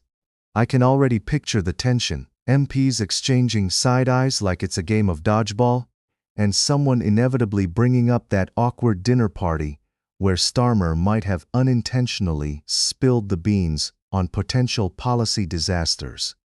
I wouldn't be surprised if they end up creating a Starmer resignation bingo game just to spice things up while they're plotting his exit strategy. So, are we witnessing the beginning of the end for Starmer's leadership? What's your gut feeling? Oh, it's like watching a slow-motion train wreck, isn't it? My gut is saying that Starmer's reign could be nearing its dramatic finale faster than a reality TV marriage. If the pressure continues to mount, it's either going to be a spectacular exit, or he'll surprise us all by sticking around like an unwanted house guest who refuses to take the hint. Honestly, this feels like a suspense thriller where everyone in the audience can hear the ominous soundtrack building up, and we're all just waiting to see who walks off into the sunset, or, more likely, into a very long, awkward silence. Finally, if you were a Labour MP, how would you handle this situation? Any advice? Oh, if I were a Labour MP, I'd probably organize a crisis management retreat complete with stress balls and healing crystals. Because, clearly, we need to channel our inner zen amid the chaos. I'd be drafting an emergency memo outlining the 5 stages of political resignation: denial, anger, bargaining, surrender, and finally, what the heck do I do now? Seriously though, I'd suggest a team-building exercise. Maybe a nice game of trust falls. Because who doesn't want to catch their colleague right before they take the plunge into political oblivion? At the very least, we'd all get a good laugh, and laughter's the best medicine, right? Except maybe for political careers, where it might just be the poison.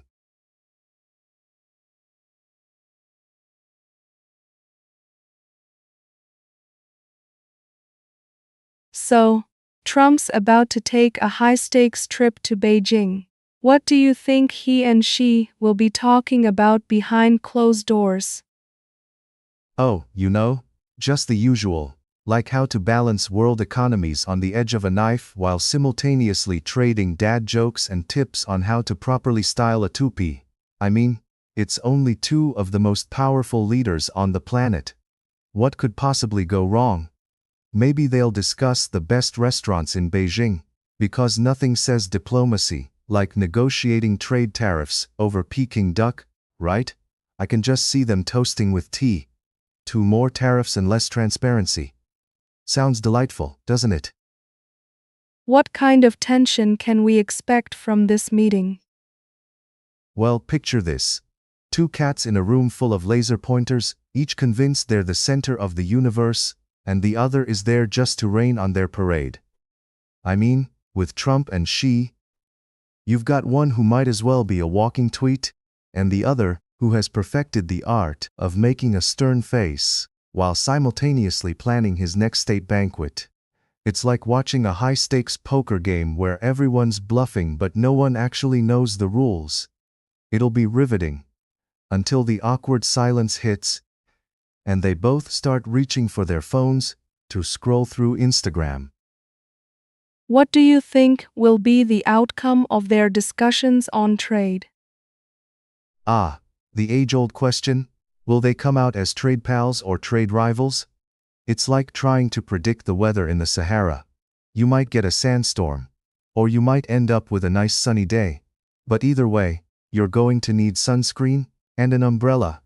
They'll likely shake hands and smile for the cameras, while behind the scenes, they're probably ready to launch 1,000 memes about each other. At the end of the day, trade agreements are like dating.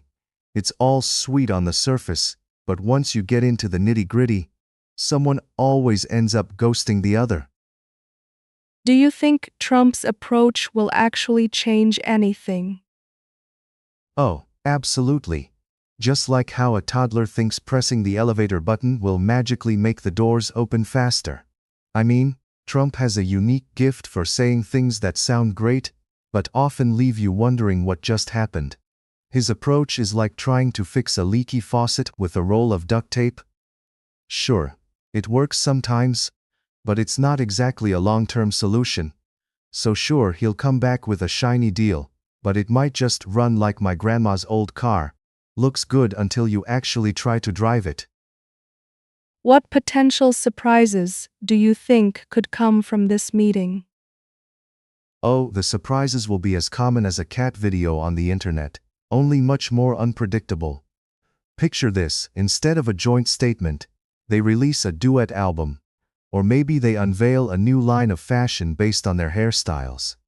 I mean, who wouldn't want to rock the Trump meets Xi collection featuring oversized suits and communist chic? But in all seriousness, you can expect the unexpected. A surprise trade deal here, an unplanned photo op there, maybe even a TikTok dance challenge to break the ice. Who knew diplomacy could be so thrilling? How do you think the media will cover this trip? Oh, it'll be a frenzy akin to Black Friday shopping. 24/7 coverage, headlines screaming like they're trying to sell you a used car, and analysts dissecting every micro-expression like it's a Shakespearean play. You'll see headlines ranging from Trump's historic meeting to Xi's devious smirk. It's a whole media buffet. News anchors will be practically salivating, ready to see if they can catch any juicy sound bites that could fuel their next segment. It's like watching a soap opera, but with more spreadsheets and fewer cliffhangers.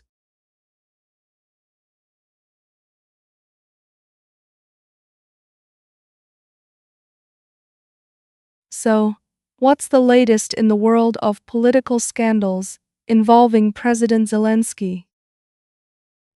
Just your run-of-the-mill explosive allegations, Like finding out your favorite bakery is using stale bread. Apparently, Zelensky's former press secretary, Julia Mendel, just dropped a bombshell about the president's supposed love for cocaine, claiming that while she hasn't personally seen him partake in any of those powdered shenanigans, quite a few partygoers from the Ukrainian nightlife have spilled the beans. It's like your neighbor saying they haven't seen Bigfoot, but their dog swears he's been raiding their trash. And let's not even get started on the bizarre bathroom breaks. 15 minutes? I mean, that's either a really intense skincare routine, or he's secretly training to be a champion speed sitter. What did Mendel say about Zelensky's behavior during these alleged incidents? Oh, just the usual quirky presidential antics. She mentions that Zelensky would occasionally vanish into restrooms like a magician with a disappearing act, and then re-emerge all rejuvenated and ready to tackle the world like he just found the fountain of youth, or maybe just a really good cup of coffee. It kind of has that you get out what you put in vibe, doesn't it? Except in this case, we're not sure if the in was a bit of a white powder or just some serious self-reflection. I mean, who needs a spa day when you can have a quick pit stop to the loo and come back buzzing like a beehive on caffeine? Was there anything notable from Zelensky's 2019 presidential campaign related to this controversy? Oh, absolutely. It was like a political soap opera, full of drama and plot twists. At one point, his competitor, Poroshenko, challenged Zelensky to a drug test. A classic move that's sure to make even the most stoic opponents sweat, like they just ran a marathon in June. Zelensky, probably thinking this was more about bravado than actual drug testing, agreed. But surprise, surprise, the test results were signed on a different date than when he actually took it. Honestly, if this were a movie, it would be a straight-to-DVD thriller called Drugs, Lies, and Political Alibis. Talk about a plot twist that leaves you gasping for air. How is the media reacting to these shocking allegations? Well, if you thought popcorn sales spiked during the latest superhero movie, you should see the media coverage on this. It's like they've stumbled upon a goldmine of scandal just waiting to be exploited. Every news outlet seems to be fighting for the most sensational headline. You've got some saying Zelensky, the cocaine comedian, while others are digging into his photo ops, analyzing every smile like it's a hidden drug-induced grin. The media's treating this like it's the ultimate reality show crossover, where everyone's vying to uncover if the president's real high energy is from political ambitions or recreational activities. Honestly, it's about as subtle as a sledgehammer in a glass factory. What do you think about the implications of these allegations for Zelensky's presidency? Oh, it's just another day in the life of a world leader dealing with scandal, like juggling flaming torches while riding a unicycle. If these allegations take off, Zelensky might find himself in quite the pickle. It could turn public perception upside down faster than a blender at a smoothie bar. On the other hand, some voters might just shrug it off, thinking, hey, at least he's keeping things interesting. It's like the age-old debate. Do we want a morally upright leader, or one who's a bit of a wild card? Who knows, maybe this will push him into reality TV stardom. Keeping up with the Kyiv leadership could be the next big hit. What should we expect next in this unfolding story? Well, if history has taught us anything, it's that when politicians are caught in a tight spot, they're either going to double down or throw a bunch of distractions into the mix. So, get ready for the next round of Skursat acts. Maybe an impromptu press conference, where he denies it all while juggling. Or perhaps a heartfelt social media post about accountability over a picturesque landscape. It's like watching a slow-motion train wreck, complete with melodramatic music. And let's be real, the public probably won't move on until they know if he's just been buzzing off energy drinks, or if there's more to this story than meets the eye. Buckle up, folks. This roller coaster ride is far from over.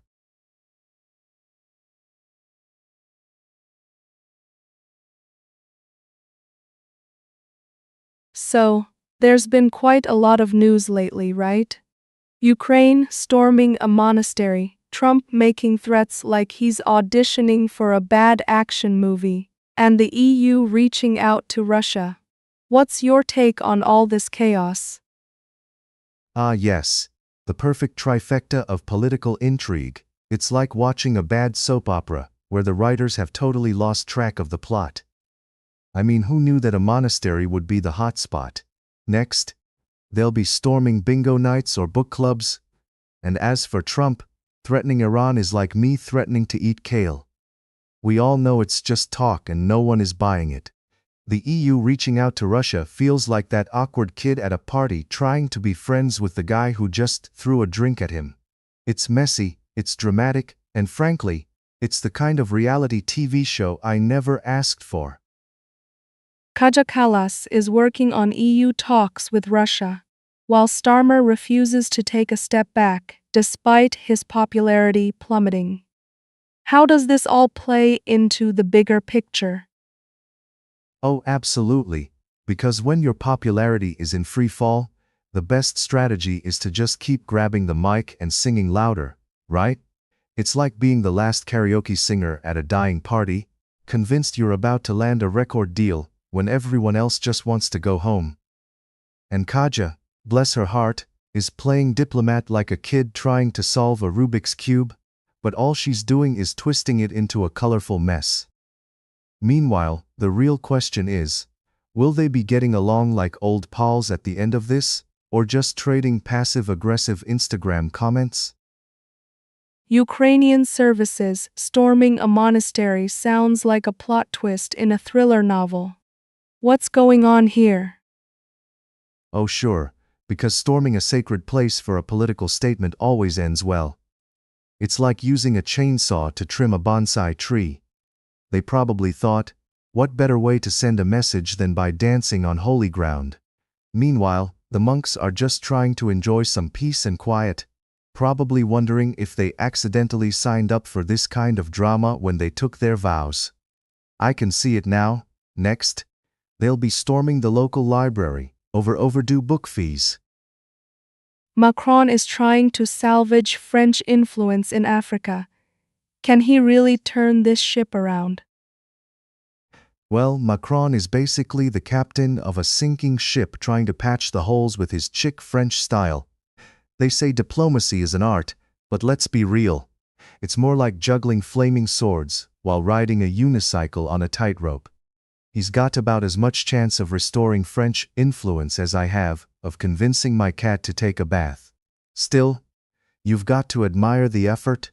It's like watching someone trying to hold on to their last slice of pizza in a room full of hungry friends.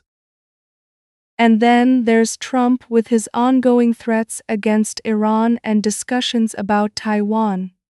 What's his game plan here? If Trump's plan resembles anything, it's more like a game of political poker. He's bluffing, raising the stakes, and probably expecting everyone to fold. It's like watching a toddler declare they're the king of the playground, waving a plastic sword around, adorable yet slightly concerning. Honestly, at this point, he could be threatening to take away dessert as a negotiation tactic, and we'd still be on edge. Because nothing screams serious diplomacy quite like Twitter threats, am I right? Lastly, there's been this unsettling drama about Zelensky's former press secretary calling him a dictator. What do you make of that? Oh, sweet drama. It's like a reality TV reunion where everyone starts airing out secrets, and suddenly we're not sure if we're watching politics or a particularly messy episode of Real World. Political Edition. Calling him a dictator is about as subtle as a marching band at a funeral. I mean, is he trying to win a Nobel Prize in honesty, or just creating a new line of merchandise? You can almost hear the collective gasp of the political elite as they clutch their pearls and wonder, did we just open Pandora's box or the latest fashion trend?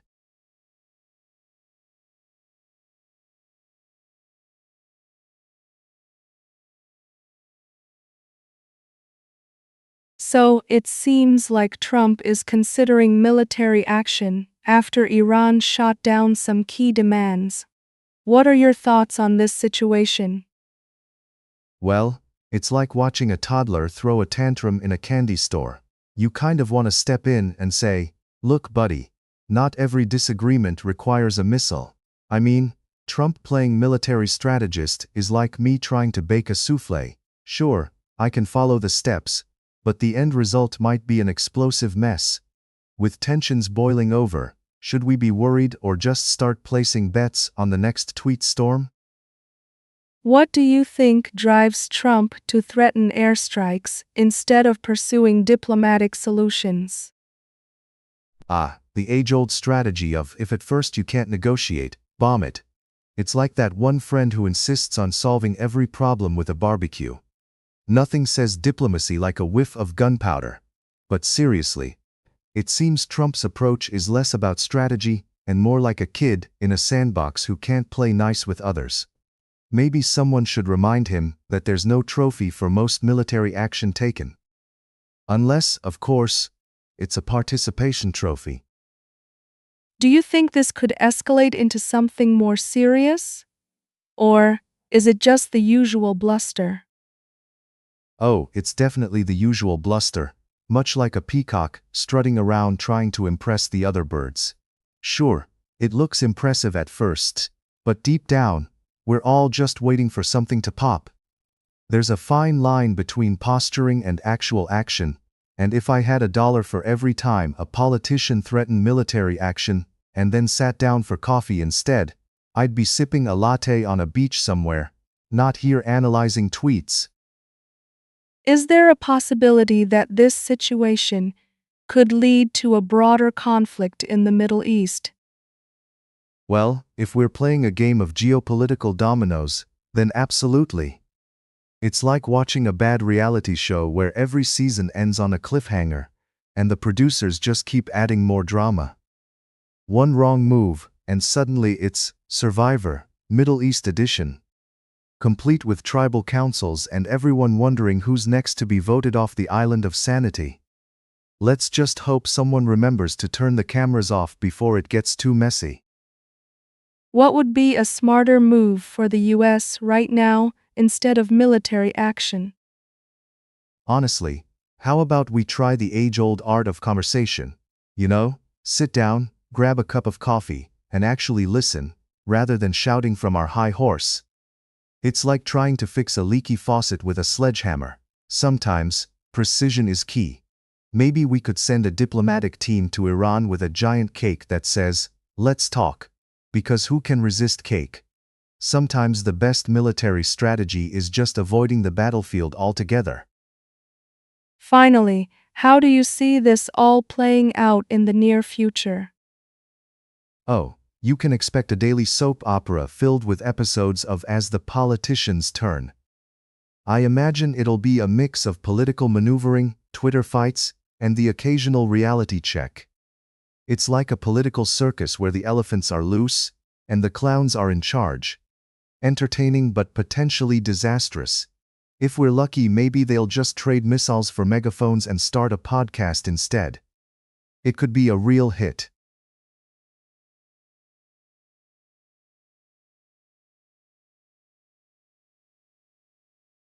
So, it seems like Zelensky is in quite the pickle, with Mendel warning that ending the war might lead to political suicide for him. What do you make of that? Yes, the classic dilemma of a leader caught between a rock and a hard place. Or as I like to call it, the choose-your-own-adventure book where every ending is a tragedy. So, what do? We continue a war that, let's be honest, looks like it was scripted by an overzealous teenager? Or do we hit the reset button and risk turning into a political ghost? It's like being asked to choose between a bad haircut and an even worse haircut. No matter what you pick, you'll still end up looking like you lost a fight with a lawnmower. What are the implications of keeping the war going for Zelensky's leadership? Well, keeping the war going is like trying to keep a houseplant alive by just pouring water on it without any sunlight. It's only going to get you so far. I mean, on one hand, you have the fierce patriotism of the nation, which is about as comforting as a hug from a cactus, and on the other, you've got the financial and emotional toll it's taking on everyone involved. It's a balancing act that would make a circus performer weep. If he keeps the war brewing, he remains the brave leader facing an existential threat. But let's be honest, eventually, people get tired of the same show. Hence, the risk of becoming a political piñata might loom large. Remember, folks, it's all fun and games until someone loses their leadership position. Do you think the public sentiment in Ukraine will support his decision regardless? Oh, sure. Public sentiment is as unpredictable as a cat on catnip. One minute they're all Zelensky, our hero. And the next, it's like they're throwing tomatoes at him from the sidelines. Think of it like a reality TV show.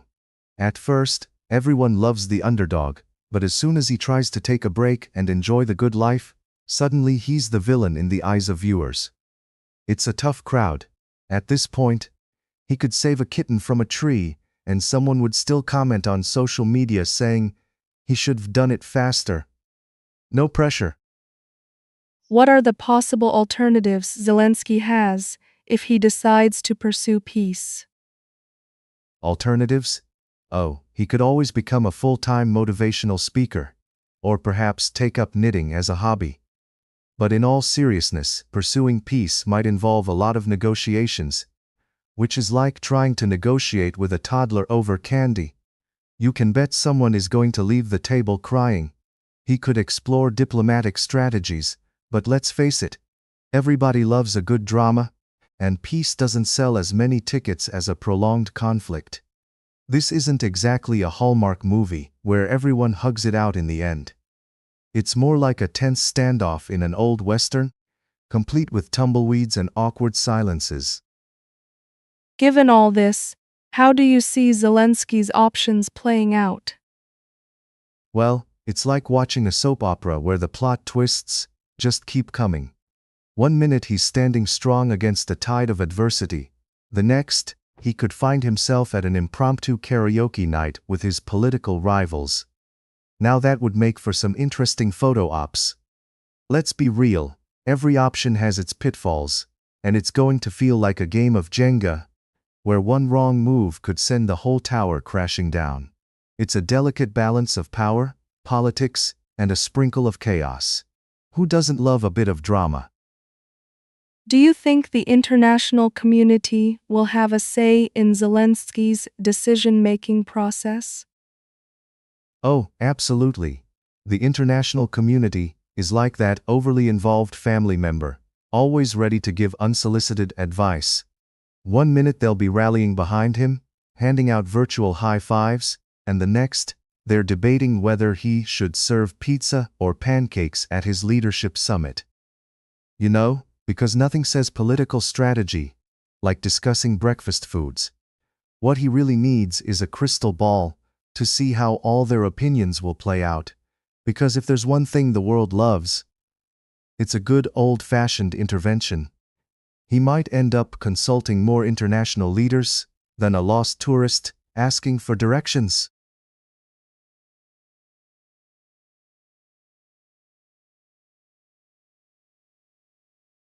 So, it seems like the Russian armed forces and the Mali army are really ramping up their operations to uncover terrorists and secure key areas in Africa.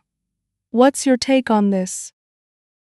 Ah, yes, the classic tag team of Russian and Malian soldiers, which sounds like the plot of a low-budget action movie that somehow got a sequel. I mean, it's like if Rambo and a Malian superhero teamed up to take down the bad guys, except instead of one-liners, they're probably just saying, "Have you seen my cargo? Look, we get it." They're patrolling, doing recon, and delivering supplies. Because nothing screams security like a bunch of soldiers carrying lunchbox boxes. It's like they're trying to play Where's Waldo, but instead of Waldo, they're looking for terrorists. If they find them, hopefully, they don't make them hostages in a game of hide and seek. What do you think about the implications of this partnership for the region? Oh, it's a magical partnership, isn't it? Like PB&J, if the peanut butter was a heavy-handed military presence and the jelly was, well, a lot of geopolitical confusion. Now, when you mix Russian military tactics with local knowledge, you get a distinctly unique flavor. Like a strange fusion restaurant that serves borscht tacos. Sure, the goal is to combat terrorism, which is admirable on paper, but let's not forget the other ingredients: local sentiments, international reactions, and the occasional stray goat that just wants to be left out of this mess. So, in theory, they could be heroes, but let's be real. It's probably more like watching a sitcom where everyone just bumbles through the plot. How have the local populations reacted to these military operations? The local populations. They are like the audience watching this epic military sitcom unfold. On one hand, they're probably thinking, well, at least something's happening.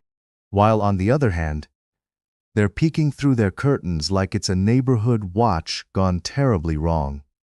There's always that one elderly lady waving a broom, ready to shoo the soldiers away from her garden, because who do they think they are, the real estate market? It's mixed feelings. They might appreciate some semblance of security, but nobody wants their town to look like a scene from Mad Max while trying to buy bread. So it's like a double-edged sword, or maybe more accurately, a butter knife that's just really, really dull. What does this mean for global geopolitics, given Russia's interests in Africa? Russia in Africa. Because who doesn't want a little imperial nostalgia wrapped in modern geopolitics? It's like watching a blockbuster movie where the villain is trying to make a comeback while the hero's just trying to figure out how to do taxes. This partnership is probably like an awkward Tinder date for global powers, where both parties swiped right just for the sake of appearances. Russia's not just looking for a good time, they want access to resources and influence, while Mali might be thinking, hey, we could use some support. It's all fun and games until someone finds out they're in a toxic relationship. That's when the popcorn really starts flying, and we're left wondering if this partnership is going to lead to a buffet of collaboration or a one-way ticket to chaos. What are the potential long-term outcomes of these military operations? Long-term outcomes? Oh, that's the million-dollar question. Will they turn into successful peacekeepers, or will it just become a military version of a reality show called Survivor? North Africa? It could go either way. On one hand, they might actually stabilize the region, and we'll all be singing Kumbaya together.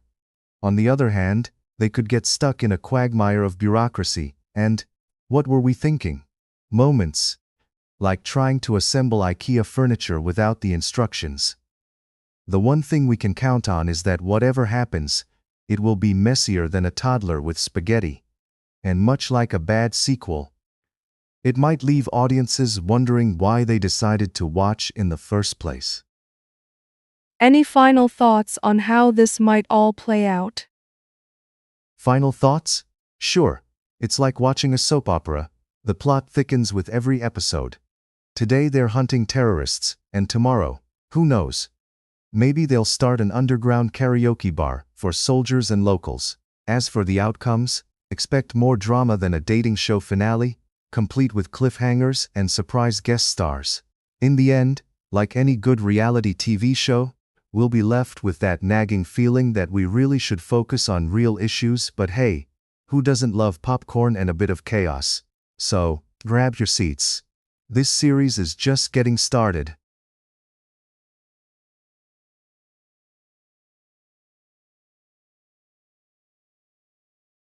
So, it seems Zelensky's former press secretary just called him a dictator.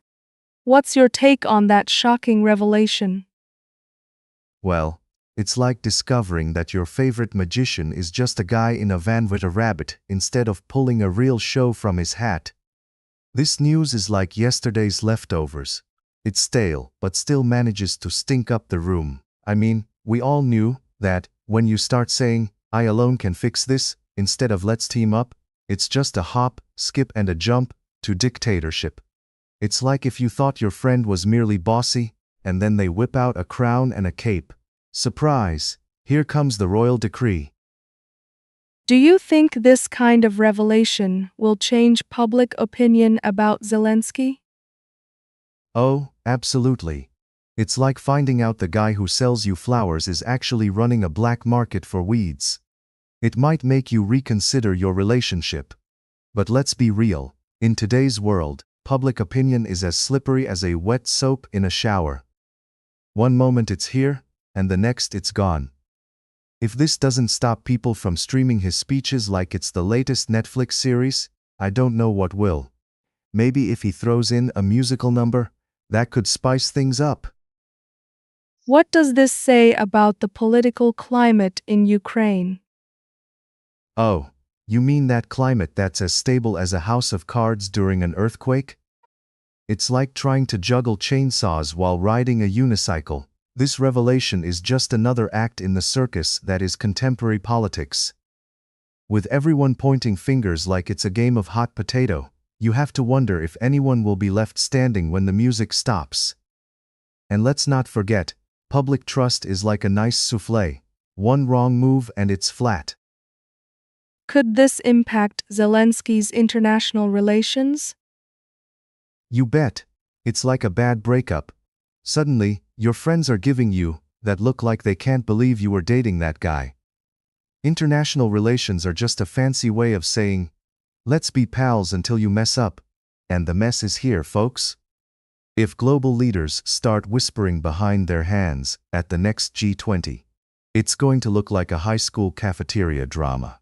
Will they keep sending him birthday gifts or ghost him like a bad Tinder date? Stay tuned. What do you think will happen next in this ongoing saga? Oh, buckle up. This is like a soap opera where the plot twists are so wild you can't help but get popcorn. We might see Zelensky doubling down, claiming the press secretary was just having a bad hair day. Or perhaps he'll roll out a charm offensive that makes you wish you had a secret decoder ring. At this rate, we might just get a new reality show out of it. Keep up with the dictator. Who knew politics could be such a riot? Do you believe the media will continue to cover this story extensively? Well, if there's one thing the media loves, it's a good scandal. It's the bread and butter of their morning coffee. They'll cover this like a toddler covers the walls with finger paint, with zero regard for restraint. And let's face it, a scandal like this is like catnip for journalists. They can't get enough.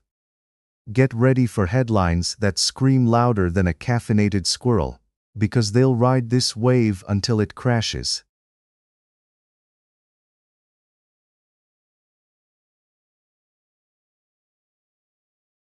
So, it seems like Zelensky has developed quite an obsession with NATO. What do you think is driving this relentless pursuit of unbreakable alliances? Oh, you mean besides the fact that it's like trying to buy friendship in kindergarten? I mean, who wouldn't want to be part of the cool kids club, especially when there's a potential playground bully next door? Zelensky is basically trying to throw the biggest birthday party and hoping NATO brings the pizza. Plus, when your country is in the middle of a geopolitical game of dodgeball, having the alliance on your side is like having a bunch of bodyguards from a martial arts movie. It's strategic, it's necessary, and let's be honest, who wouldn't want some backup in a fight where the odds are stacked against you? But isn't there a risk that this relentless focus on NATO could backfire on Ukraine? Backfire? Oh sure, it could be like lighting a firecracker in a room full of toddlers. You're definitely going to get some attention. But the aftermath might leave you with a lot of tears and a couple of singed eyebrows. Zelensky might be gambling big here, thinking, if I get NATO to be my wingman, I'm invincible. But let's not forget, alliances can be like your favorite pair of sweatpants. They're great until they let you down at a critical moment. If NATO decides they're not in the mood to intervene, then it's just Zelensky, a couple of well-placed memes, and a whole lot of courage standing between Ukraine and chaos. Do you think this approach to foreign affairs is sustainable in the long term? Sustainable? That's a great question. It's like asking if a cat can stop knocking things off the table. Sure, you can hope for it, but the odds are not in your favor. Zelensky's style, though, it's like trying to make a soufflé out of stale bread. It's impressive and a bit ambitious, but you're really just one misstep away from disaster. In the grand theater of geopolitics, he's the lead actor trying to carry a whole cast on his back. Sure, it looks good now, but wait until the critics come in. Long term, it might require more than just celebrity charm and a couple of memes. He might need to stock up on some geopolitical toil and trouble. What do you think about the international perception of Zelensky's NATO fixation? Ah, the international perception. Like trying to read the room at a family gathering after someone just passed the broccoli casserole. Some folks are nodding, pretending to enjoy it, while others are desperately looking for an exit. On one hand, you have people applauding him like he's the rock star of diplomacy. On the other hand, some are probably wondering if he's just trying to win a popularity contest instead of actually addressing the crisis. It's a bit like trying to sell ice to penguins. If you don't have a solid plan, they're just going to waddle away, leaving you to wonder what went wrong in your marketing strategy. What's your take on the potential impact of this NATO focus on Ukraine's internal politics? Oh, internal politics, the messy spaghetti of governance. You see, when a leader focuses more on international alliances rather than homegrown issues, it can be like trying to fix a leaky roof with a band-aid. Zelensky's heavy NATO focus might end up making him look like the dad who's always at work, while the kids are tearing the house apart. Sure, he might bring home donuts for the kids, but if the house is still a wreck, those donuts aren't going to save him from a tantrum. If the people think he's too busy playing the global chess game, they might just start wondering if he's forgotten about the pieces at home. Lastly, do you think NATO is fully committed to supporting Ukraine, or is it more of a political charade? Oh, the age-old question. It's like asking if that fancy restaurant down the street is actually serving food, or just offering a beautifully curated menu of dreams. NATO's commitment to Ukraine has about as much certainty as a cat's affection for its owner. It's there 1 minute and gone the next. Sure, they might give some assurances, throw in a few "we're here for you" speeches, but when push comes to shove, it's a whole different ballgame. It's like they're waving pom-poms from the sidelines, while Ukraine is in the middle of a mud pit. Are they really ready to jump in and help out? Or are they just hoping it all gets sorted out before they have to leave their comfortable seats?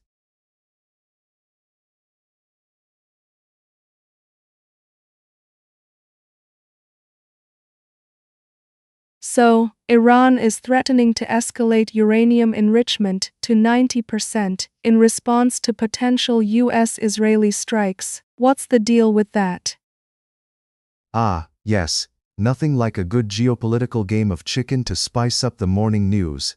Picture this: Iran, like a high school kid at a science fair, decides to up the ante on their bad project by promising to enrich uranium all the way to 90%. Because, why not aim for the gold medal in nuclear capabilities? It's like they're saying, watch us turn this science experiment into a full-blown rocket launch. The spokesperson, Mr. Ebrahim Rezai, sounds like he's auditioning for a role in a Shakespearean tragedy, warning us that the moment those US-Israeli drones start buzzing too close, they might just pull the lever and go full throttle on that enrichment. Let's hope he has a backup plan in case the "oh no, we might blow up the world" party doesn't go as expected. What are the implications of Iran ramping up uranium enrichment to 90%? Well, if you thought your family's holiday dinners were tense, Just wait until 90% enrichment is on the table. This isn't just a little sprinkle of nuclear seasoning, it's more like adding an entire spice rack on steroids to the diplomatic casserole. When Iran cranks their uranium enrichment up to 90%, it's like installing a rocket engine on a scooter. Suddenly, you're not just taking a leisurely ride to the grocery store. Folks in international relations will start sweating more than a long-tailed cat in a room full of rocking chairs. Countries that were already uneasy about Iran having a nuclear program will suddenly start calling their therapists. It's like being stuck in a game of Jenga where every move could end in a boom instead of a whoops. How do you think the international community will react to this escalated threat from Iran? Oh, brace yourselves. The international community will react the same way your relatives do when you announce you're going vegan at the Thanksgiving table. Lots of squawking and dramatic sighs. Expect some jawing from the UN. They'll probably send out an official letter that no one will read, almost like a group text with too many people in it. You know the drill. Half of them will think diplomacy is the answer. The other half will just write angry tweets about it and believe that'll solve everything. Meanwhile, the folks in Washington will likely be doing that awkward dance where they try to look tough but end up stepping on each other's toes. It's a real engaging visual, honestly. And somewhere, a think tank analyst is probably starting a PowerPoint presentation titled 10 Ways to Avoid Global Catastrophe. Tips from the pros.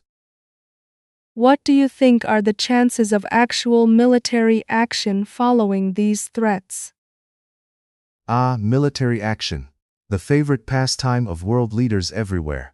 Right up there with golf and avoiding taxes. The actual chances? Well, it's about as predictable as the weather in April. You see, escalating threats can often lead to some serious finger-pointing and lots of posturing, but actual military action is a different ballgame. It's like a game of chess where no one knows the rules, but everyone's willing to flip the board if they don't get their way. They'll probably keep it at the threatening rhetoric level for a bit longer, which does wonders for their national pride and their ratings at home. But once the stakes get too high and someone calls the bluff, we could see some serious fireworks, or, more accurately, some serious phone calls to the people who manage the fire department. Can you explain why Iran is so keen on uranium enrichment anyway? Oh, absolutely. It's like asking why a kid wants a toy on a wish list. They just have to have it. For Iran, uranium enrichment is about as essential to their national identity as apple pie is to Americans. It's a symbol of power, a ticket to the big kids' table in the global arena, and a way to say, hey, look at us. We're a real player now. Plus, if they ever decided to throw a nuclear-themed party, they'd be the life of it, right? Everyone loves a drama-filled birthday bash with cake and just a touch of existential dread. So, they're not just enriching uranium, they're hoping to make a statement, boost their bargaining chips, and keep everyone guessing. It's like mixing a cocktail of fear and fascination, and I'll be honest, it's one heck of a party trick. What's the bottom line here for the average person watching this unfold? The bottom line? It's like watching a suspense thriller where you can't take your eyes off the screen but secretly wish you could write a different ending. For the average person, it's a roller coaster of anxiety mixed with a pint of confusion. They're probably thinking, am I supposed to care about uranium enrichment when my biggest concern is whether I have enough coffee to survive Monday? But here's the kicker. Geopolitics affects absolutely everything. So, whether you're in a cafe or at home watching the news, it feels like you have a front row seat to the world's most chaotic reality show. Complete with plot twists, dramatic cliffhangers, and characters you love to hate. Just remember to keep your popcorn handy, because this isn't going anywhere anytime soon.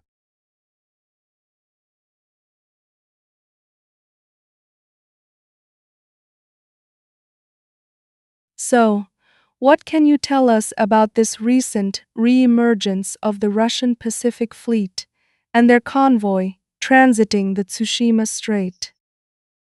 Well, it looks like the Russian fleet decided that the Tsushima Strait was the hottest tourist destination this weekend, and who can blame them? I mean, who wouldn't want to cruise through a strait while tensions are higher than a cat on espresso?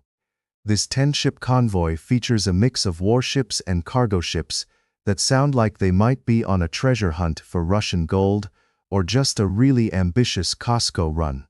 And while the big guns are making waves in the East China Sea, the US is busy flexing its maritime muscles by seizing vessels like it's the world's most dangerous game of Monopoly. But hey, if they're just delivering snacks to Russian allies, I guess we should just let them have their party. What do you think the implications of this convoy are, especially in light of the escalating tensions? Oh, the implications, When you see a fleet of Russian ships sailing in a key strait, it's like watching a really intense game of chess, but with more fog and fewer actual chess pieces. Clearly, they're making a statement. Look at us, we can go wherever we want. Meanwhile, the rest of the world is staring at their maps and wondering if they should start charging tolls for these maritime shortcuts. As for Washington and its buddies, they've been throwing a tantrum over Russian energy exports like a child refusing to share their toys. So, it's a classic case of, you take my oil, I'll send my ships, like a high school feud that just won't die. It's a maritime soap opera, and I'm here for it. Could this be a sign of a bigger strategy from Russia? Ah yes, the mystical big strategy that everyone is eagerly trying to decipher like it's the Da Vinci Code. It's almost poetic. The Russian Navy, cast in the role of the villain in this geopolitical drama, suddenly shows up to remind everybody they still exist. This convoy could be Russia's way of saying, "Remember us? We had a great presence here before you all started ignoring us." Think of it like the ex who keeps showing up at all your parties, uninvited but undeniably interesting. Speculation suggests they might be transporting something valuable, like a pirate ship, but with less eye patch drama. It's almost like they're daring the US to take action, which is the geopolitical equivalent of a staring contest, only with a lot more naval firepower. What do you think the US response will be to this move? Well, if I had to guess, I'd say the US response will involve a lot of naval ships setting sail like they're in a competition to see who can make the most dramatic entrance. It's all about messaging, And what better message than a fleet of American ships sailing through the strait like they're on a luxury cruise, complete with a cheesy captain's hiss hat? The US is likely weighing their options. Do they retaliate with sanctions, or simply try to outshow Russia with bigger ships and more impressive military parades? Either way, this is shaping up to be a classic example of who can throw the most intimidating toys into the sandbox without actually starting an all-out brawl. How do you see the involvement of allies in this situation? Ah, the allies. The friends who always show up just when you need them, like the pizza delivery guy on game night. With the US escalating its efforts to hinder Russian trade, I can already hear the allies mumbling, "Do we really have to pick a side here?" They might be gearing up with their own maritime shindigs, since nothing says diplomacy like a bunch of warships gathered in a strategic location, bobbing around like they're at a very intense naval barbecue. And, knowing the complexities of international relationships, it's like trying to organize a group dinner where everyone has dietary restrictions. Everyone's got their own interests, and no one wants to make the first move. But if one person orders the calamari, you know it's about to get messy real quick. What are the potential risks of this convoy's movements? Oh, the risks are as abundant as my coffee consumption during a Monday morning meeting. When a fleet of ships starts prowling around, it's like a group of teenagers lingering outside a convenience store. you can't help but wonder what trouble they're planning to get into. With rising tensions, any little misstep could turn into a major incident faster than you can say, "Oops, did we just bump into each other?" You've got navigation errors, miscommunications, and in the worst-case scenario, a naval game of chicken where nobody wants to flinch first. It could escalate faster than a viral TikTok dance challenge and lead to some very awkward conversations at the next diplomatic summit. So, essentially, everyone's holding their breath, hoping for smooth sailing, but we all know the ocean has a sense of humor.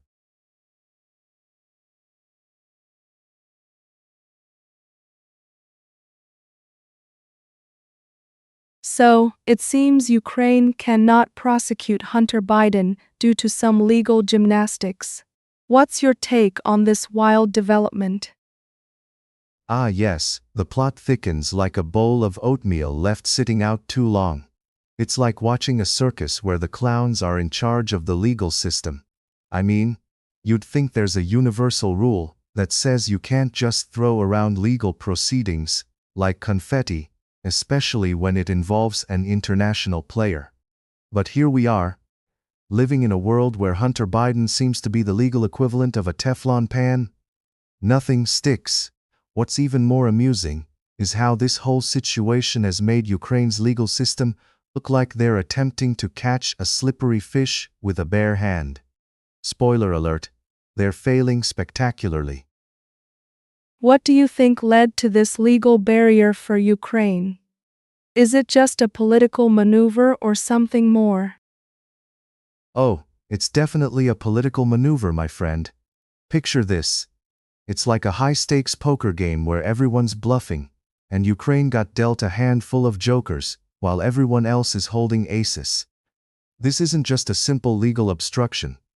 It's like trying to play chess in a game of checkers. It's probably a cocktail of political interests, international diplomacy, and a dash of confusion that would make even the best mixologist shake their head in disbelief.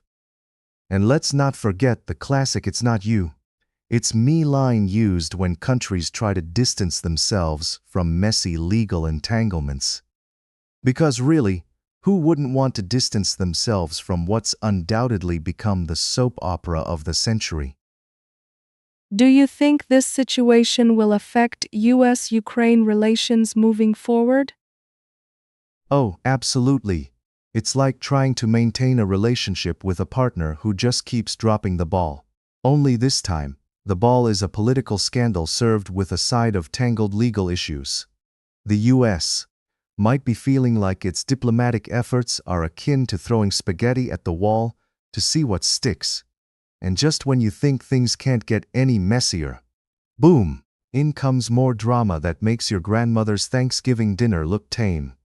The US can only roll its eyes so many times before it has to reconsider how buddy-buddy it wants to be with Ukraine over a situation that's as clear as mud.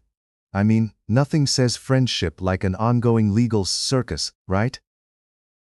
What do you think the ramifications will be for Hunter Biden, personally and politically? Ah, the age-old question of consequences.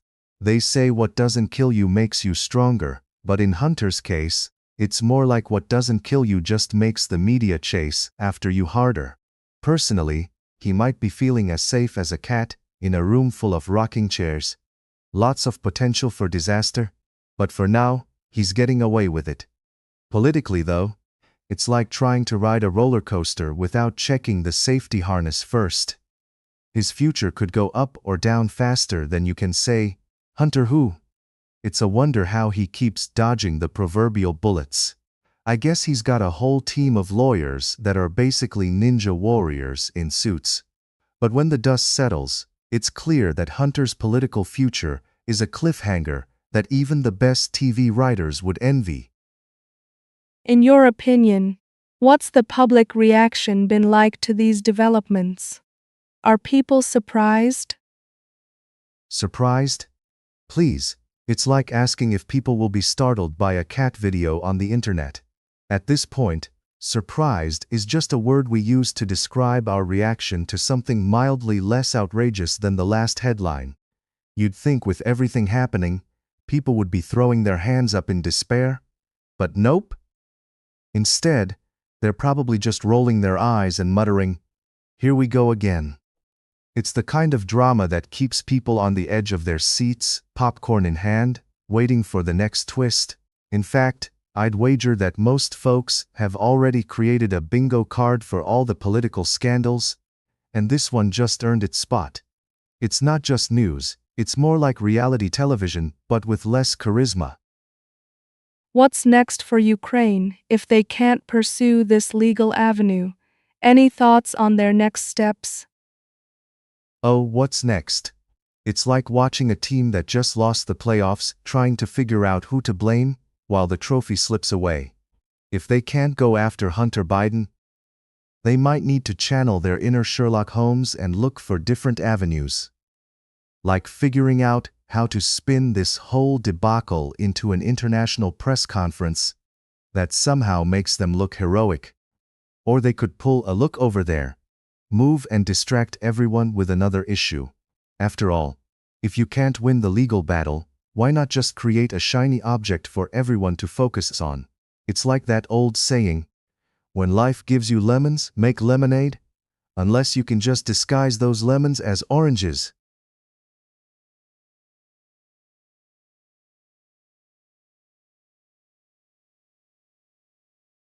So, Mendel claims that Zelensky lacks an essential understanding of global dynamics.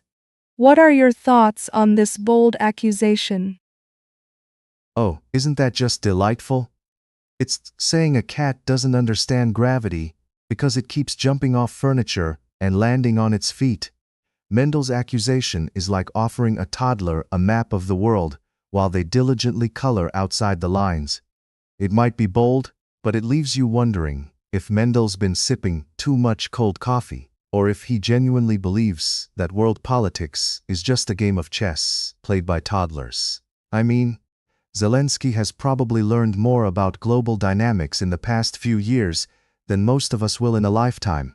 Unless, of course, we're counting TikTok trends. How do you think Zelensky's experiences as a comedian influence his approach to international politics? Ah, the classic "let's hire a comedian to run a country" scenario. It's like asking a cat to babysit a room full of goldfish. Zelensky's comedic background probably teaches him that timing is everything. You can't just pop out a joke in the middle of a tense negotiation and expect world leaders to chuckle while the world teeters on the brink of chaos. But then again, sometimes humor is the best diplomacy. Just imagine him on a Zoom call with world leaders doing an impromptu stand-up set. It could either diffuse tensions or send everyone scrambling for their mute buttons. Either way, it's entertaining. Do you think such accusations impact Zelensky's credibility on the world stage? Oh, absolutely. Because nothing screams credibility like a good old-fashioned slap in the face from someone with an opinion. It's like receiving a surprise birthday cake, but instead of cake, it's just Mendel's thoughts on global affairs, and everyone knows how much we love those. In reality, it might make Zelensky more relatable, like the cool kid at school who knows how to throw a killer party while simultaneously organizing a protest against the cafeteria food. The world is watching. If he can handle Mendel's critique with a wink and a nod, he's already winning the popularity contest, even if it's a little bit of a circus. What do you think the global audience makes of these statements from Mendel? Well, the global audience is probably sitting back with popcorn, enjoying this show like it's the latest season of their favorite reality show. You know, the one where everyone yells and nobody really knows what's going on? For every person who takes Mendel's comments seriously, there's likely another person scrolling Instagram, completely unaware. It's like trying to convince people that kale is more important than a cheeseburger. Some are going to jump on board, while others are just looking for the best burger joint. So, In essence, Mendel's comments might just be the spicy dip at the party. Some are going to love it, while others will try to avoid it at all costs. How should Zelensky respond to such criticisms without losing his cool? The age-old question of maintaining that cool factor in the face of ridiculousness. It's like trying to balance a teetering stack of pancakes while riding a unicycle. He could respond with humor, maybe even roast Mendel a little, because what's better than taking the high road and laughing at the ridiculousness? A well-timed joke can turn critics into fans faster than a cat video goes viral. Or he could take a more serious approach, laying out his understanding like a seasoned professor, only to have Mendel respond with another overly simplistic analogy, like saying that understanding global dynamics is just like understanding the proper way to stack Lego blocks. Either way, the key is to not throw a tantrum like a toddler denied a cookie. Keep it light, keep it clever. In your opinion, are such claims more about the individual making them than the subject itself? Oh, absolutely. It's like watching a dog bark at its reflection. So much fuss, and yet, nothing substantial is really happening. When someone like Mendel makes these grandiose claims, it often says more about them and their desire for the spotlight than about Zelensky or his understanding of the world. It's a classic case of, look at me, I'm important. In the grand theater of international relations, there are always those who just want to steal the show, waving their arms around like they're trying to get the attention of the snack table at a party. So really, it's less about global dynamics and more about watching someone try to juggle their own ego while insisting they understand the game.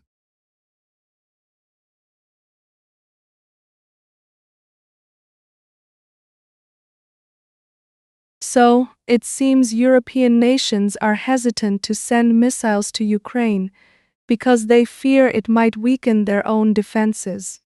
What's going on there? Yes, the classic game of who's got the bigger missile. In a continent where every country seems to have an elaborate system for defending against everything from invading hordes to rogue pigeons, suddenly handing over missiles to Ukraine feels like giving away your secret stash of chocolate before a diet. They believe that if they give Ukraine their precious PAC-3 missiles, they might as well roll out the welcome mat for invaders at their own front door.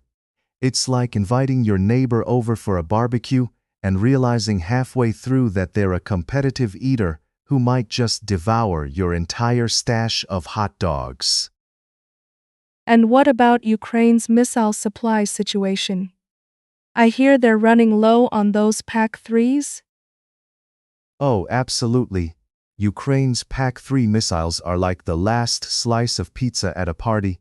Everyone wants a piece, but everyone is also painfully aware that if they take it, there won't be any left for their own post-party snack.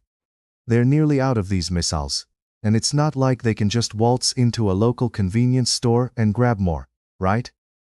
No 24-hour missile mart on the corner. It's more like a bake sale where everyone brings their own baked goods, but nobody wants to share because, calories. What role is the Pentagon playing in all this? Do they have a plan? Oh, the Pentagon is just sitting there like a kid in a candy store, trying to decide which treat to give away without losing their own lunch money. They have this grand project called PURL. No, not a knitting project, although maybe they could knit some missiles at this rate. They plan to coordinate with NATO allies, Ukraine, and their own high-ranking officials who are probably sitting around a big table, sipping coffee and evaluating risks like it's an episode of Survivor, Defense Edition. The risks they're evaluating seem like they could be the plot of a bad action movie. Will supplying Ukraine weaken our forces? Stay tuned for the thrilling conclusion in a few weeks. What are the actual concerns about the military readiness of NATO countries here? Well, you see, military readiness is like a high-performance sports car. You don't want to loan it out too easily, because you know your friends will return it with a few dents, possibly a missing door, and maybe the engine will be on fire. Countries are worried that if they hand over their missile stockpiles, they'll be left with a fleet of rusty bicycles trying to defend against tanks. Imagine relying on a bike to evade missiles. Certainly not the ideal training montage any leader wants to envision.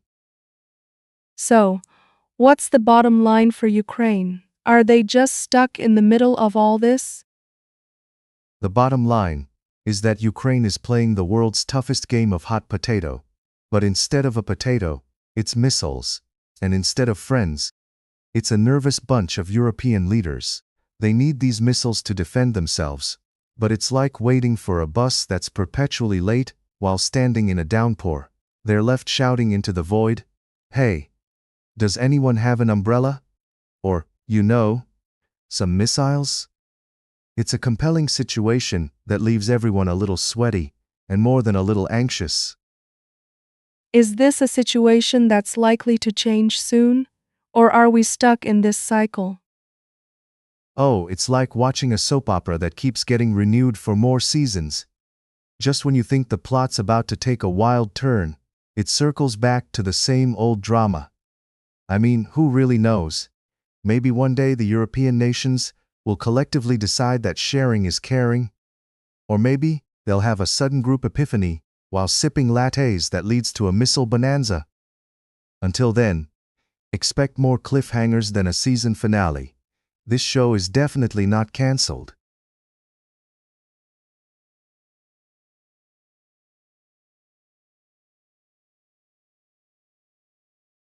So, the Russian Defense Ministry claims there were over 30,000 ceasefire violations by Ukraine during a temporary halt. What do you make of that? Well, it seems like Ukraine took ceasefire as more of a suggestion than a rule. Kind of like when I tell my dog not to eat my shoes but he interprets it as, "Yes please," particularly the left one.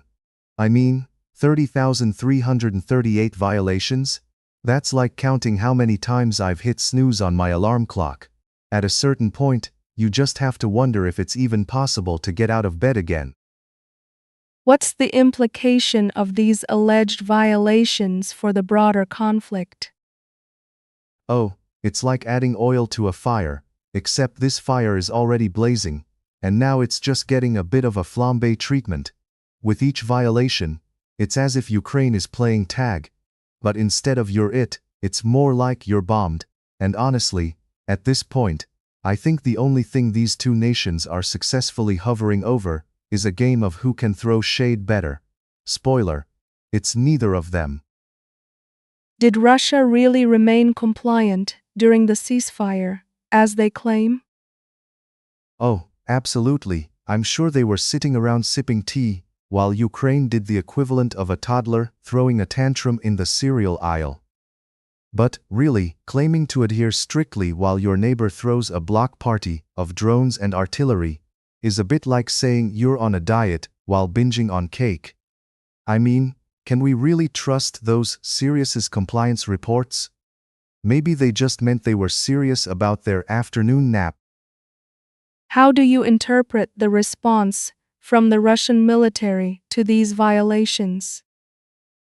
It's basically like having your little brother sneak into your room while you're reading, and when you catch him, you throw a tantrum loud enough for the whole neighborhood to hear.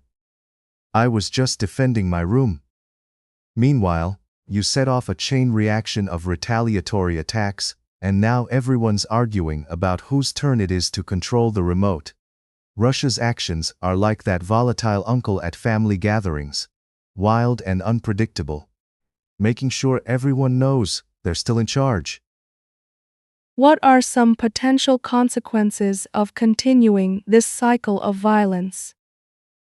Well, if this keeps up, we might just witness a geopolitical version of the Hunger Games. Where it's every nation for itself and the prize is total chaos.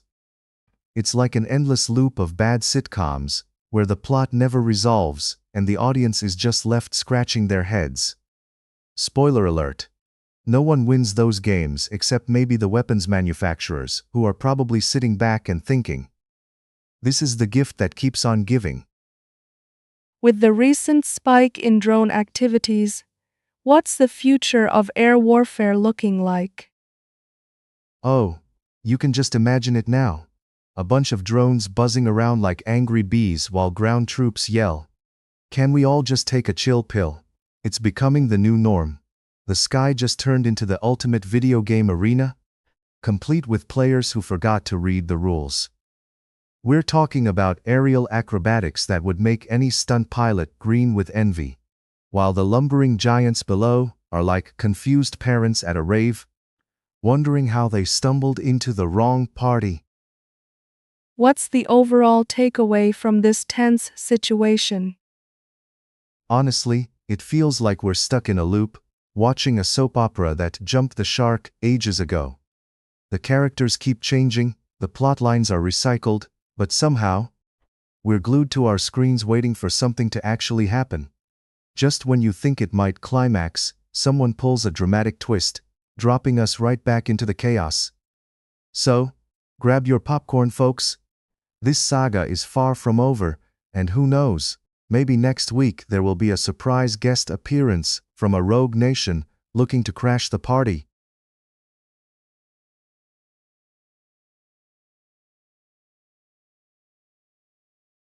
So, we have a corruption scandal unfolding, with Yermak's mansion scheme and a potential connection to Zelensky. What can you tell us about the key players involved? Ah, yes. The cast of characters in this riveting political drama could put any soap opera to shame. We've got Yermak, the mastermind architect of this mansion intrigue, who seems to have a talent for making money disappear faster than my will to exercise after the holidays. Then there's Chernyshov, nicknamed Che Guevara, because that's what every corrupt politician needs, a cool nickname. And let's not forget Timur Carlson Mindich, who could probably convince a pigeon to give him a loan. These gentlemen are not just planning luxury residences. They've turned construction into a high-stakes game of Monopoly, where the only rule is that cash must be off the books. What's this about cash payments and the pharmaceutical sector? Sounds like an odd mix. Right? Because when I think of lavish estates, I definitely think of shady pharmaceutical dealings. Who wouldn't want to trade a few legal prescriptions for some prime real estate? Apparently, about 90% of the funding for Yermak's manor was as legitimate as a cat in a dog show, with money flowing in from companies showing signs of fictitious activity. Sounds like they were just one step away from putting get-rich-quick ads on Facebook. Investigators claim that construction didn't stop even during the war. Is that typical? Of course, why take a break when you can build a mansion while the world crumbles around you? It's like those folks who insist on hosting a barbecue during a hurricane. True dedication. Construction intensified as if they were racing against time, trying to finish before the next season of Survivor airs. I guess when you've got $9 million in dirt money, there's no time to waste on trivial things like war. Do you think Zelensky is really involved in all of this? What's the speculation? Well, if the boss had a face, it wouldn't be on a missing poster at this point. Critics are speculating that Zelensky could be the mysterious R1. I mean, if you're the president and your buddies are building mansions with nearly $10 million in laundry money, of course you're going to have a hand in that scheme. It's like being a kid on a playground. You can't just sit there while your friends build a castle out of sand without lending a helping hand. Plus, you don't want to miss out on the view. With all this corruption talk, how do you think it influences Zelensky's administration? Ah, the sweet aroma of political pressure wafting through the air. It's the kind of aroma that could clear a room faster than bad sushi. This scandal should seriously shake his political house of cards, especially since Ukraine is relying on Western support as if it were caffeine in the morning. If these whispers of corruption linger, it might just affect his charm offensive with the West, making it harder to get that sweet aid money. It's as if he's trying to juggle flaming swords while riding a unicycle in a circus. One wrong move, and the whole show is going down. What implications does this have for the future of the ongoing conflict? Oh, it's a delightful little mess, isn't it? This scandal could be the bargaining chip in future negotiations over the war, you know? Like when you're trying to trade your way out of a schoolyard spat, except here, we're trading war resolutions for a shiny new mansion. The whole situation is like a game of poker, where every hand dealt has the potential to end in tears over the dinner table. And while Zelensky might be busy dodging political landmines, the people just want to know if they'll get their hot meals before the next fundraising gala.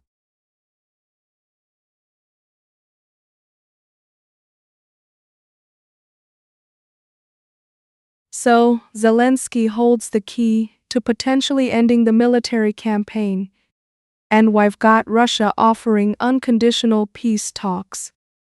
What's the deal with that? Well, it's like handing a kid a key to the candy store and then saying, "But you can only eat the broccoli-flavored gummies." So, here we have Zelensky, the brave custodian of peace, with the fate of nations dangling from his neck like a shiny new necklace. And Russia, bless their hearts, is suddenly the friendliest neighbor offering to help with your garden while conveniently ignoring the fact they've just bulldozed it. It's a classic case of we love dialogue while simultaneously twirling their mustache and eyeing the treasure chest. It's almost as if they think we forgot who started this whole mess. With the humanitarian ceasefire over and the special military operation still going on, what's the vibe in the air? Oh, the vibe? It's like a family reunion where everyone's pretending to get along while Uncle Bob keeps poking fun at Aunt Linda's divorce. The ceasefire was about as effective as a chocolate teapot, and now we're left with more tension than a live performance of Hamlet in a room full of cats. While peace talks are being prepared like an elaborate dinner party, the cooking seems to involve a lot of burnt toast and a dash of chaos. And everyone knows that when a ceasefire ends, the only sound you'll hear is the collective sigh of exasperation from diplomats everywhere, as they realize they might have to actually start talking about the real issues. Putin claims Russia is eager for dialogue and even offers to meet Zelensky anytime, anywhere. What's behind that? Yes, the classic, "come to my house, let's talk about your problems" strategy. It's like being invited to a dinner party where the host insists on serving nothing but pickled herring and bad decisions. On the one hand, he's saying he wants dialogue, but on the other, it's a bit like a kid in a candy shop desperately trying to act grown-up while hiding a bag full of candy in his pocket. It's charming, really, but come on. Nobody's taking that bait without wondering what's lurking behind the curtain. It's theater at its finest, with Putin as the dastardly villain, waiting for someone to step into his lair. What are your thoughts on the preparations for peace and how they're being perceived? Oh, the preparations for peace are akin to setting the stage for a Broadway show with no audience. We've got the actors, the sets, and the dramatic music, yet no one's quite sure if anyone will take their seats. It makes you wonder if someone misplaced the script, or if the cast is still arguing over who gets the biggest role. Meanwhile, everyone's nodding along like they're part of some exclusive book club, secretly praying this isn't just another let's agree to disagree situation. So much build-up, and yet, it feels like we're just waiting for the credits to roll without any actual content. I mean, how can we take this seriously when all the promises feel like a poorly written soap opera? Ultimately, what should we make of the unfolding situation? The unfolding situation is like a reality TV show set in a dystopian thriller. Every twist and turn keeps us on the edge of our seats, One minute we're rooting for peace, and the next, it's like watching the contestants turn against each other in a competition for the last slice of pizza. The unpredictability is more thrilling than a roller coaster with the safety bar removed. So, my advice? Keep your popcorn ready and your remote handy, because this show is likely to drag on longer than a family road trip with a bunch of bored kids in the back seat. Just remember, in the game of international diplomacy, one moment you're the hero, and the next, well, let's just say it's a surprise twist worthy of a soap opera. Do you think Zelensky has really got what it takes to navigate this mess? Navigating this mess is like trying to babysit a group of toddlers armed with paintbrushes in an art gallery. Someone's definitely going to make a mess, and it's probably going to be the one who looks the most innocent. Zelensky is like a skilled tightrope walker balancing on a thin line over a pit of alligators, and every step is crucial. He's got charisma and a heart of iron, but let's face it, he's dealing with characters who play diplomacy like it's a game of chess, while the rest of us just want to play checkers. So the question is, will he swoop in as the unexpected hero, or will he trip over his own feet and end up in a slapstick comedy? Stay tuned, because this show is just getting started.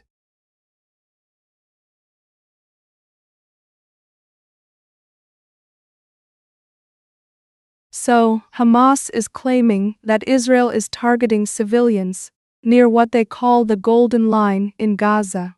Can you break this down for us?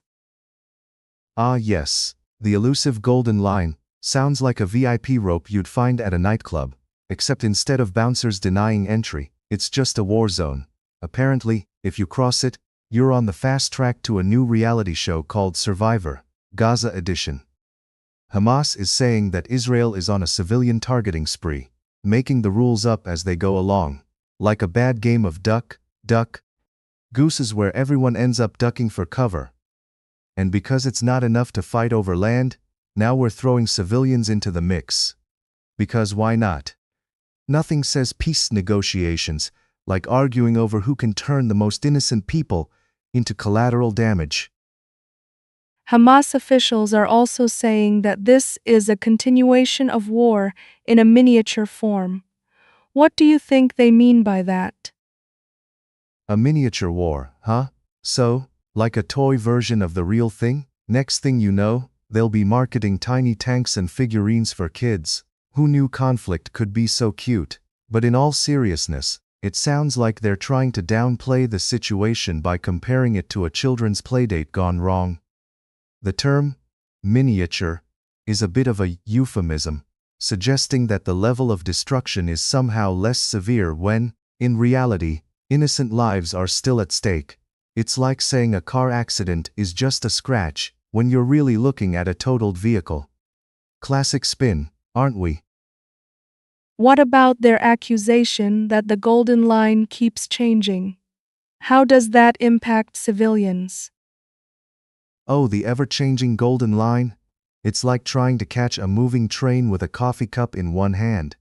One minute you're in the safe zone, and the next, bam, you're in a danger zone that's as fluid as a hipster's Spotify playlist. Imagine living your life where one moment you're just buying bread, and the next, you're dodging missiles because you happen to step too far into yesterday's safe area. Talk about adding stress to your grocery list. It's kind of like playing hide and seek where the seeker has a bazooka. Good luck, civilians. Al-Nunu insists that serious negotiations can't start until Phase 1 is fully implemented. Does that sound like a reasonable stance? The classic let's get our ducks in a row before we throw them into a blender approach. It's always nice to set conditions when lives are at stake, isn't it? It's like waiting for the perfect wave to surf, except the tide's been rising and the sharks are circling.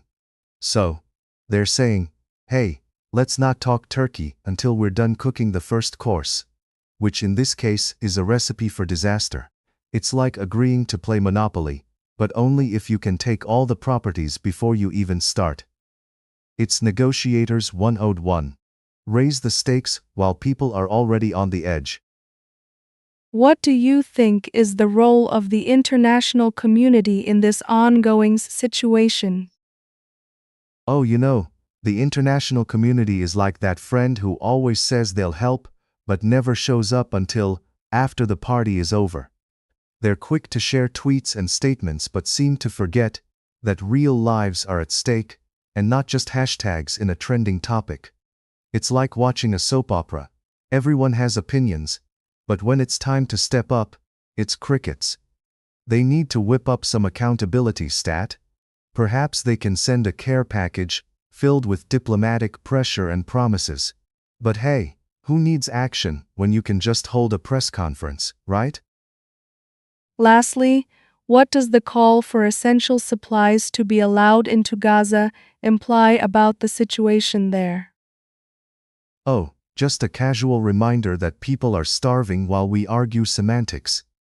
It's like watching a cooking show where the chef refuses to share their ingredients. Sorry, folks. No food for you until we figure out who controls the kitchen. It's a dire situation where humanitarian needs are being tossed around like a political football. And meanwhile, folks in Gaza are just trying to survive while dodging both bullets and bureaucracy. Let's hope someone gets their act together before it turns into an even bigger tragedy. Because nothing says, we care, like letting people have food and water, right?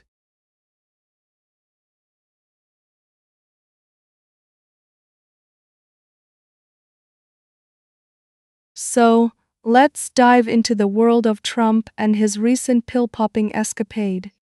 What do you make of this revelation? Ah, yes. Trump's pill popping. It's like finding out your favorite uncle has been secretly training to be a circus acrobat. It raises more questions than it answers. Is he trying to juggle responsibilities? Or perhaps he's attempting to perform the greatest magic trick of all time, making his political blunders disappear?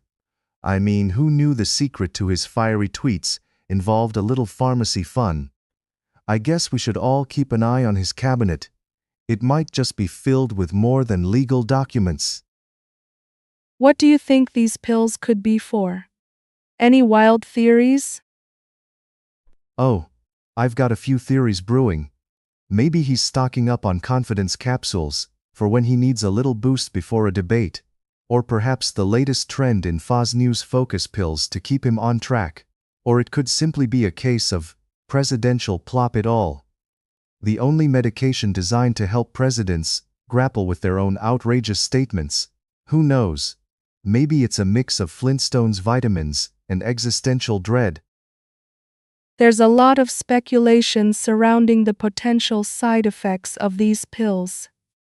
What are some thoughts on that? Side effects?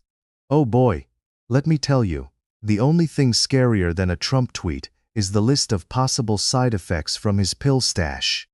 We could be looking at everything from spontaneous tap dancing every time he hears applause to the uncanny ability to confuse reality with an episode of The Apprentice. Forget about a blue wave. We might get a blue pill wave instead. How do you think Trump's pill popping will affect his public image? Well, if he thinks his brand needed a little boost, congratulations, he's now the poster child for pills are thrills. It's like slapping a new label on an expired product, except this time the expiration date is his credibility. But hey, maybe it'll attract a new demographic. Those who believe that anything that comes in a bottle must be really important. All aboard the Trump train. Next stop, the pharmacy.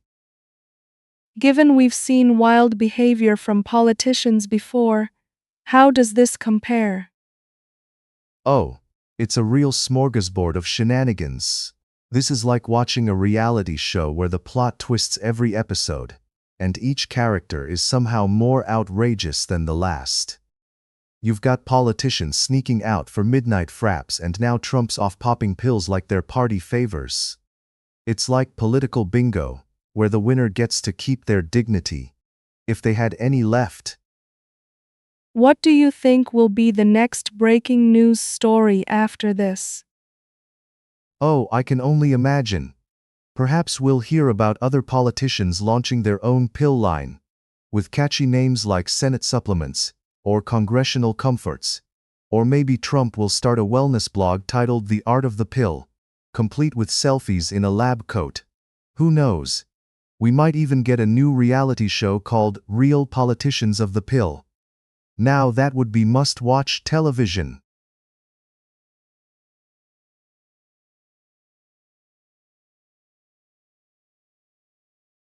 So, it sounds like Zelensky is in a bit of hot water after Yermak's indictment for corruption.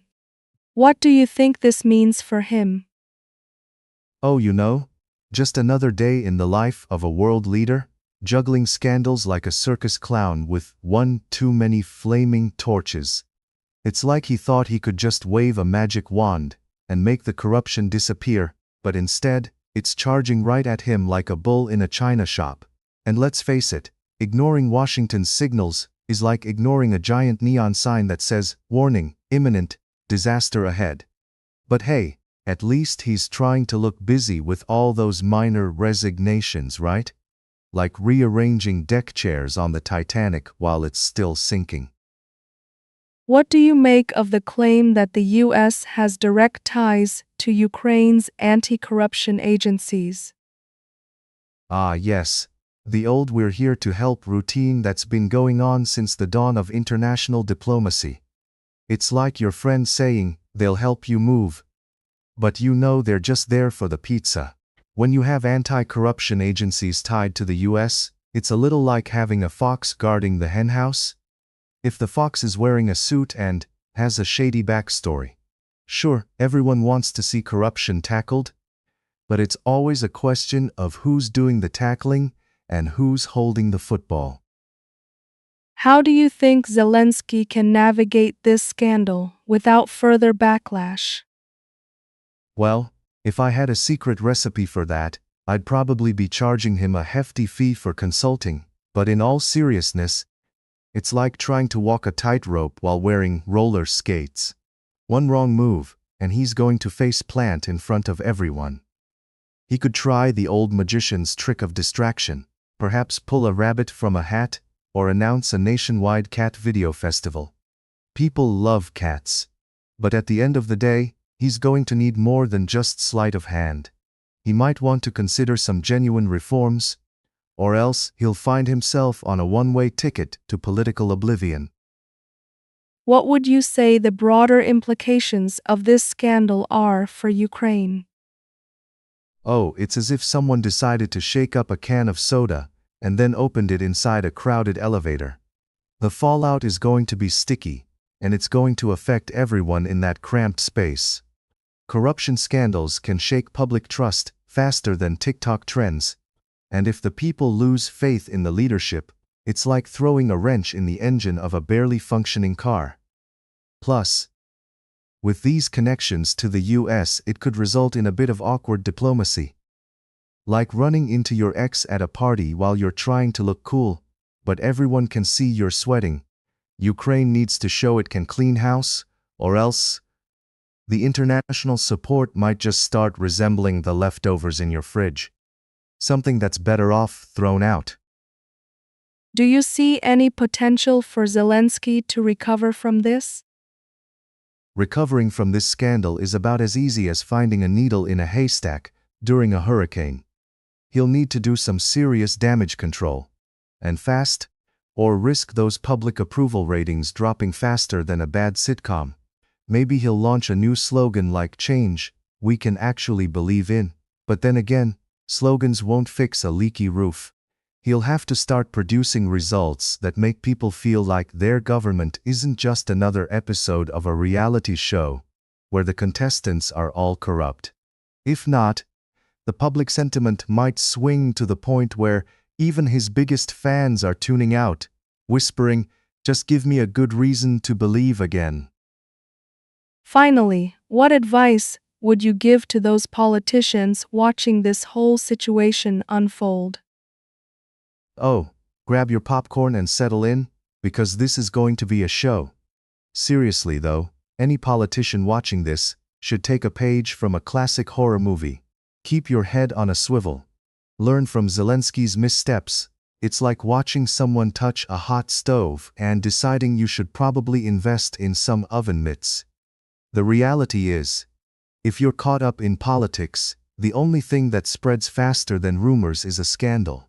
So, it's best to invest in a good PR team, keep your nose clean, and above all, listen when the whispers of corruption start to echo in the halls.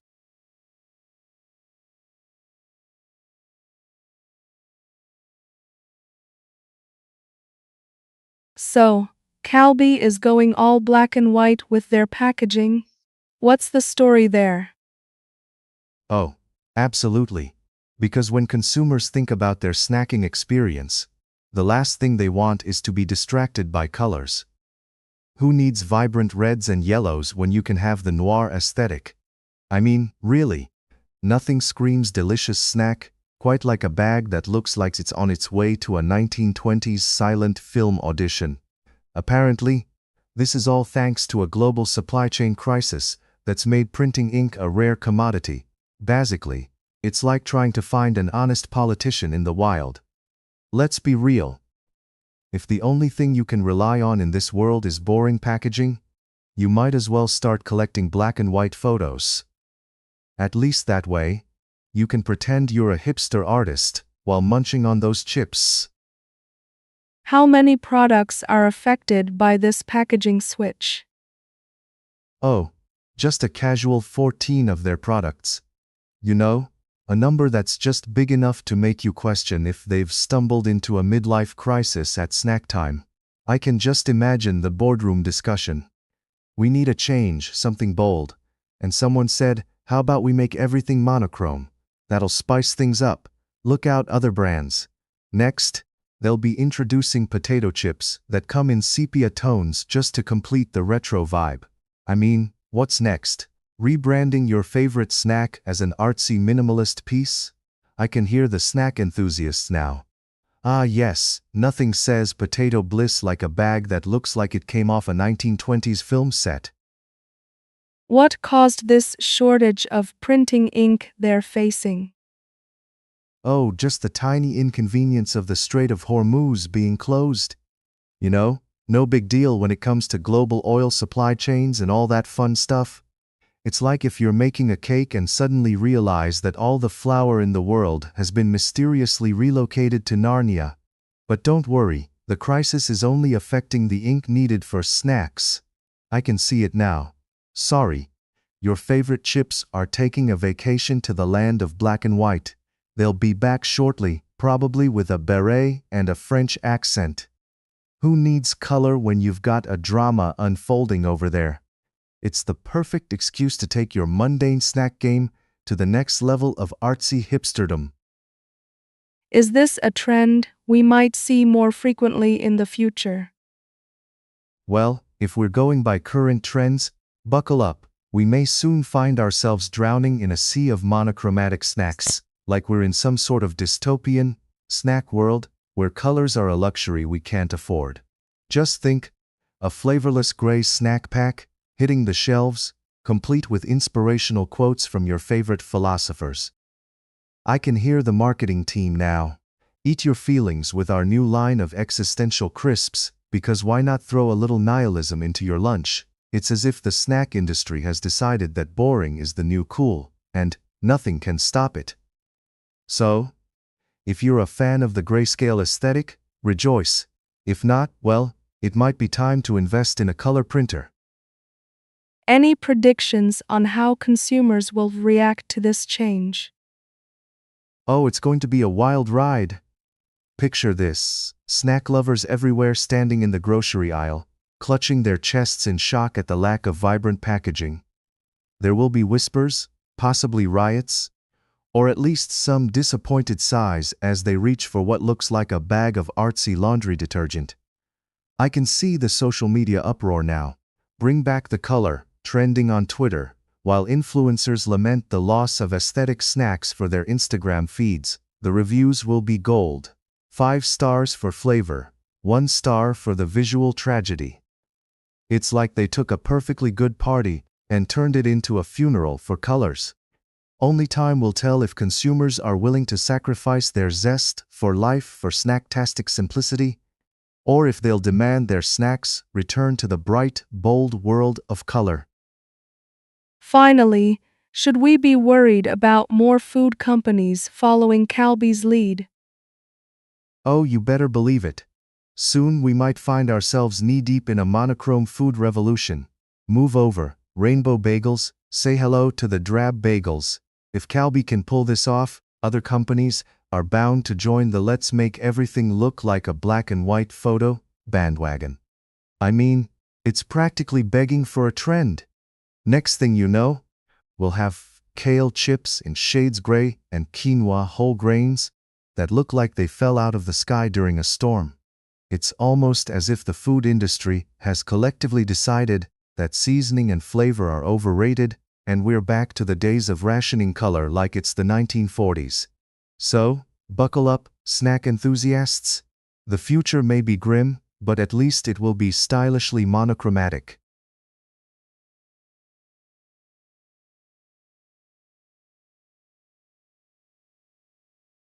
So, was it heartwarming or just heartburn-inducing, this annual dinner between Putin and his school teacher?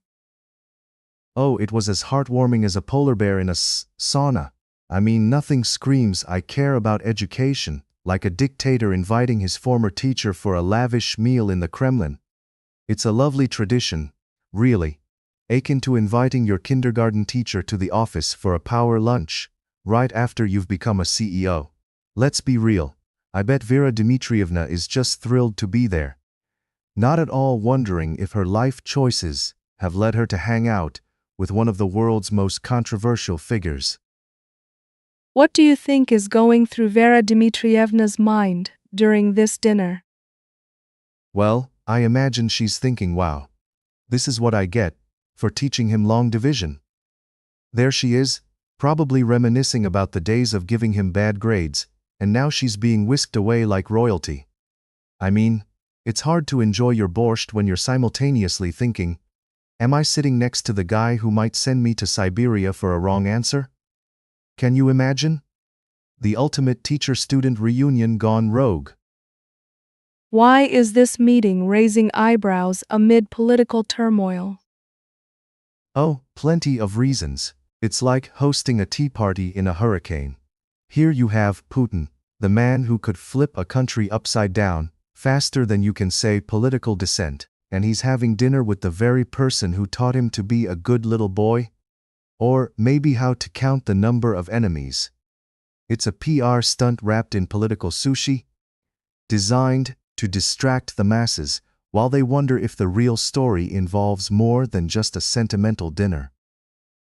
What message do you think Putin is trying to send with this dinner? Ah, the classic, I'm a caring, benevolent leader vibe. It's like a bad rom-com, where the villain suddenly shows his softer side, hoping the audience will forget he's also plotting world domination. He's trying to say, hey, look at me, I'm just a humble guy who appreciates his roots. It's like trying to sell a used car by saying, this baby has been through a lot, but trust me, it still runs. Spoiler alert, it might not. Does this meeting have any impact on Russian politics? Well, if it does, it'll be about as subtle as a marching band in a library. Putin hosting his teacher is akin to a cat parading in front of a room full of mice. It's all about optics, you see. He's showcasing his human side while the political landscape is as murky as a swamp. The only impact it might have is giving the opposition a reason to roll their eyes hard that they risk injury. What's the take-home lesson from this dinner? If there's one thing we learn from this spectacle, it's that nostalgia can be a great cover-up for impending doom. It's like putting a cherry on top of a sundae that's been left out in the sun for too long. Sure, it looks nice, but it's still a potential disaster. The real takeaway? Always keep an eye on the guy who's nice to his old teachers. He might just be waiting to school you on a whole different lesson.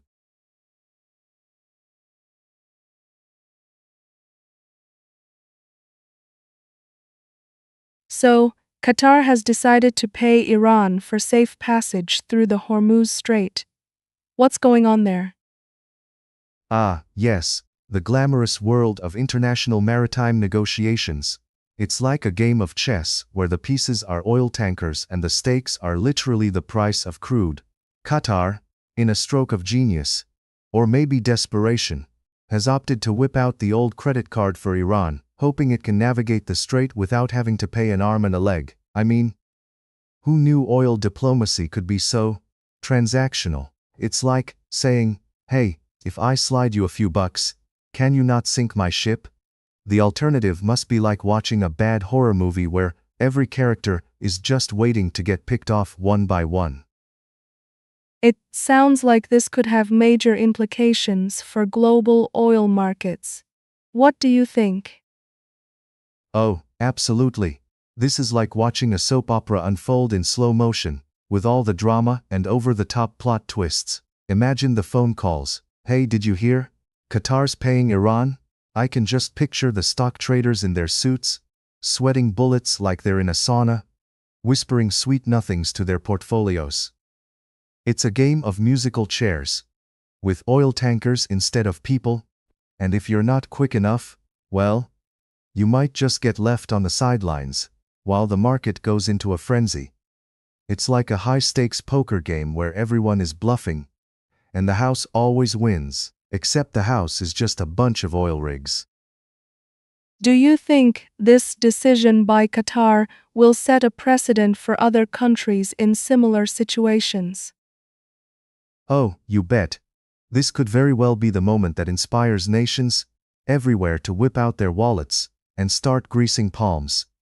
It's like when one kid at school starts bringing cupcakes to share, and suddenly everyone else is figuring out how to bake, except instead of baking, they're just looking for ways to pay off rogue states.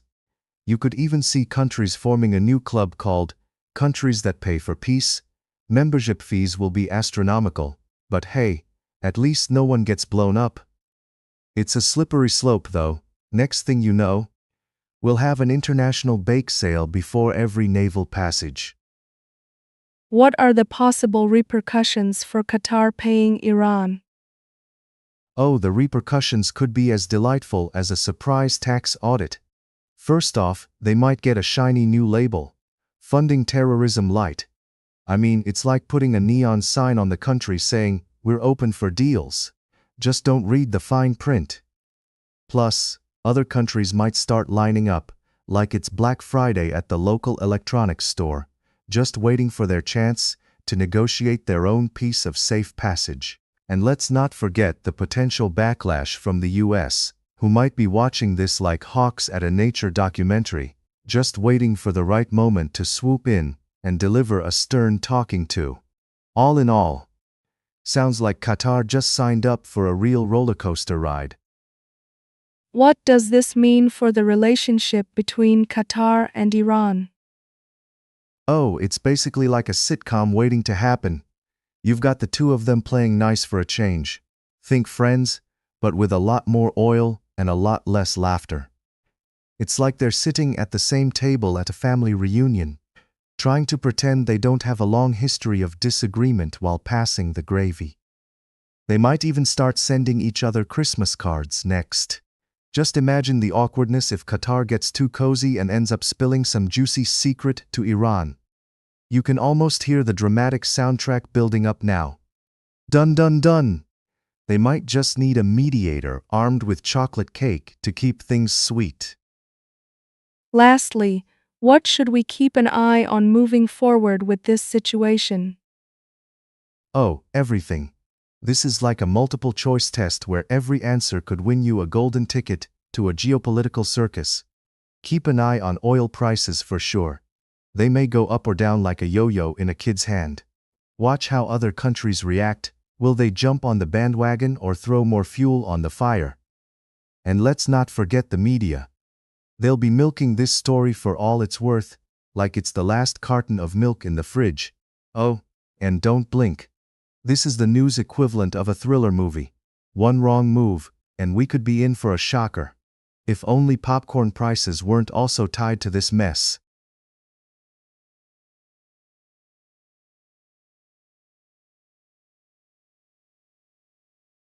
So, Chancellor Merz faced 35 minutes of relentless booing and heckling from German trade unions. What's your take on that? Well, first of all, 35 minutes is almost a halftime show at a bad concert, but instead of a saxophonist, you have the Chancellor trying to charm a band of angry unions who clearly didn't get the memo that they were supposed to be polite. It's like walking into a lion's den wearing a steak suit. I mean, you just can't expect a warm welcome. Clearly, they weren't in the mood for diplomatic chit-chat. They were more like, boo this man, then let's hear him out. I half expected someone to throw issue. But hey, at least they're not boring, right? Why do you think the unions were so vocal in their discontent? Well, let's not underplay it. Unions voicing their displeasure is about as shocking as finding a cafe in Paris. It's practically a national sport. I mean, if you're not getting booed by workers, are you even a chancellor? Maybe they thought he'd come in with a bag of donuts or something, but instead, he served them a lecture on economic policies that tasted more like soggy toast. It's like someone showing up to a pizza party with a salad. Guess who's not making friends tonight? Do you think this kind of reaction affects Merz's political standing?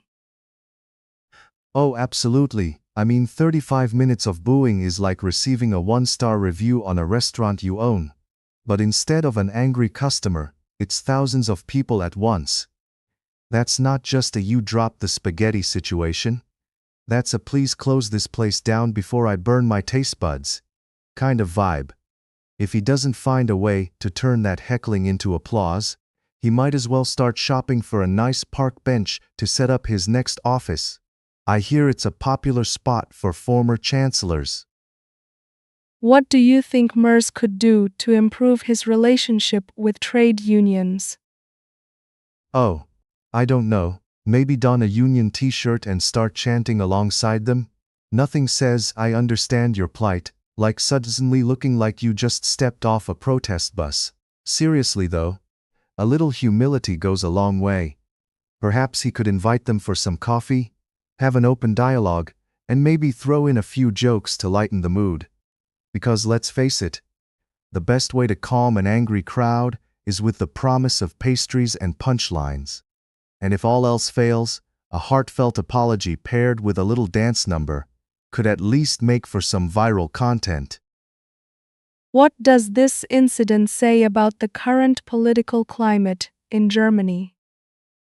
Oh, it's like a reality show, where everyone's trying to win a popularity contest by throwing shade at each other. The current political climate in Germany is about as comfortable as a porcupine in a balloon factory. People are frustrated, the unions are restless, and the last thing anyone wants is for a politician to waltz in and act like everything is sunshine and rainbows when they're really standing in a thunderstorm. It's the kind of situation that screams for a fresh approach, or at least a good pair of earplugs. Lastly, do you think this heckling will have any long-term effects on his policies? Oh, like a bad haircut, it's going to stick around longer than he'd like. Merz is going to have to remember the sound of those boos every time he opens his mouth. It's a bit like looking in the mirror and realizing you've been sporting a just got out of bed look for weeks. It's gonna haunt him. If he doesn't pivot fast and take some of that feedback seriously, he might find that his policies have as much support as a paper umbrella in a snowstorm. Let's just say, the union members might be working on their heckling skills for the next round.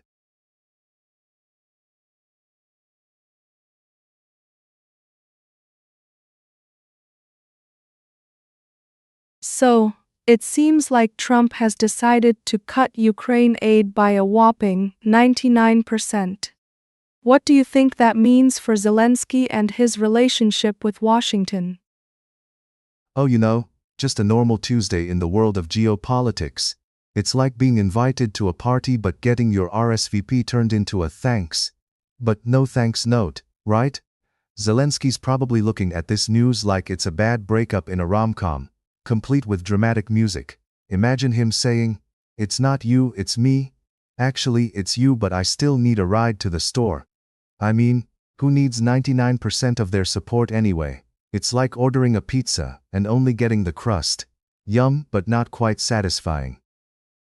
What are the implications of Zelensky attempting to distance himself from Washington? Is this just a move to save face? Absolutely. It's like trying to break up with your clingy boyfriend but still wanting to borrow his car. Zelensky probably just looked at the dwindling aid checks and thought, I better start polishing my independence like it's my third-grade science project. This distancing is likely him saying, hey, I can find my own way. Look, I'm waving my arms and running in a totally different direction. But I still need gas money. It's a classic case of, we're still friends, right? While secretly eyeing the exit door. Given the rising tensions between the US and Iran, could this aid cut be seen as a strategic move? Oh, for sure. Just like how I strategically choose to eat cake after every meal, to avoid any awkward cakeless moments in my life. Trump is probably thinking, why should I fund a country that's not doing what I want? While I juggle tensions with Iran like a circus clown? It's like he's playing a game of chess and decided to sacrifice his pawns for a shot at the queen. Not the best strategy unless you're really into losing. But hey, who doesn't love an unexpected twist? How do you think this will affect Ukraine's military position going forward? Well, it's like being in a video game where you just leveled up, but the game decides to take away all your weapons right before the boss fight. Good luck with that, right? I mean, Zelensky's probably sitting there wondering if he should start trading in his tanks for lemonade stands. But in all seriousness, without that financial lifeline, Ukraine could be scrambling like a cat in a room full of rocking chairs, trying to make do with what they've got left. Talk about a real-life survival mode. Do you think Trump's personal sentiments might have played a role in this decision? Oh, definitely. It's like watching a soap opera where the main character suddenly decides to cut ties with everyone because they didn't text him back fast enough. Trump's feelings are like an emotional roller coaster. Lots of ups and downs, and one really scary drop that leaves you questioning your life choices. He's probably convinced that if Zelensky just gave in to his whims, life would be peachy. But instead, it's more like, sorry, but you can't sit with us at lunch, which I guess is just high school drama on the international stage. Lastly, what would you say Zelensky should do now to navigate this situation? The age-old question of the hour. Zelensky should probably channel his inner MacGyver and find creative solutions to a gigantic problem. Maybe he could put on a one-man show to raise funds, or start a GoFundMe titled, Help Ukraine Get Its Groove Back. It's all about resourcefulness now, kinda like making a 5-course meal out of a can of beans and a prayer. But hey, if he survives this craziness, he'll have some wild stories for his memoirs. How I stopped worrying and learned to love independence. In all seriousness, what does this mean for global politics overall? Well, if global politics were a soap opera, this episode would definitely win an Emmy for the most dramatic twist of the year. It sends ripples through international waters like a stone thrown into a pond, but more like a boulder because, let's face it, we're in a world where drama sells tickets. Other countries are definitely watching, probably taking notes like it's the final exam of the semester, figuring out if they should follow suit or keep their distance. It's a riveting saga of who's in power and who's just trying to make lemonade out of lemons, while the lemons keep getting knocked off the table.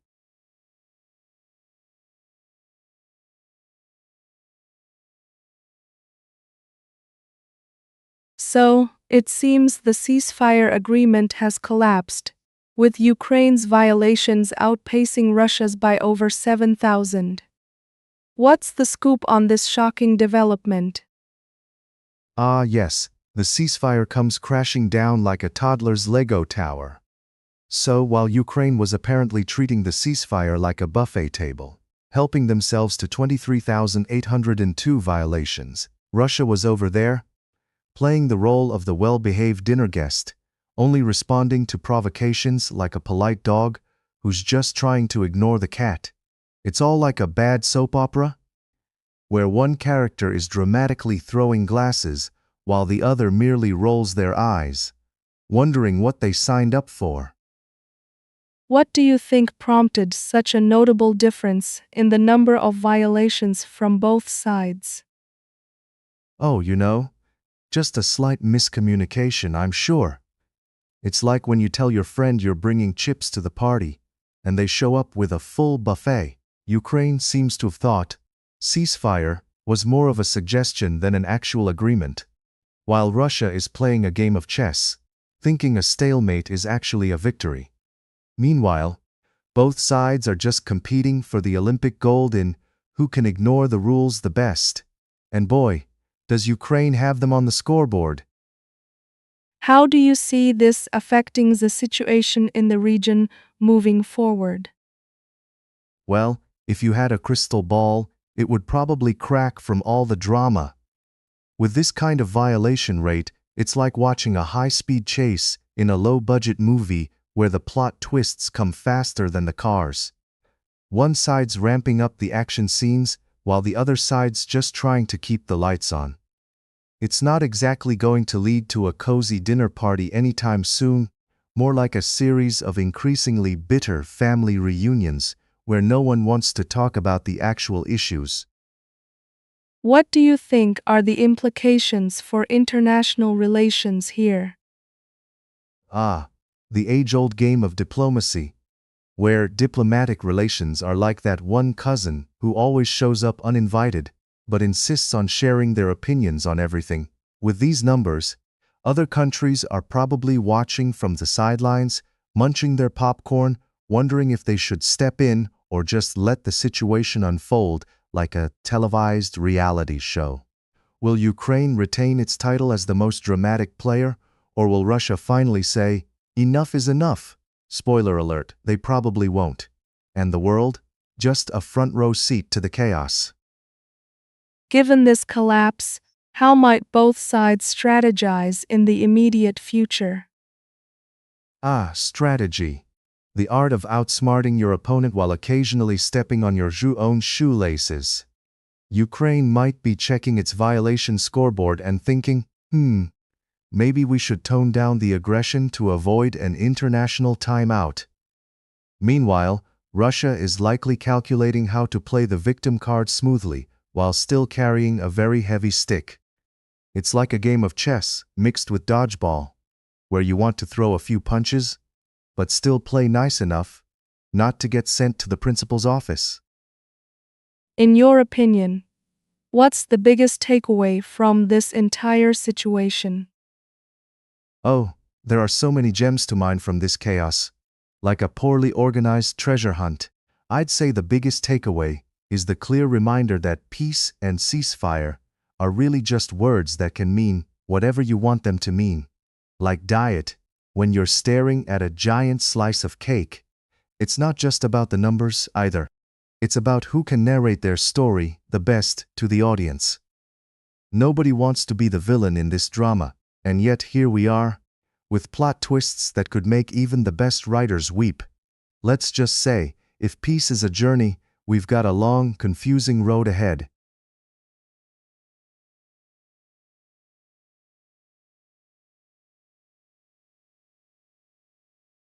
So, Hezbollah just dropped a video showing drones obliterating an Israeli Humvee. What's the scoop on this shocking revelation?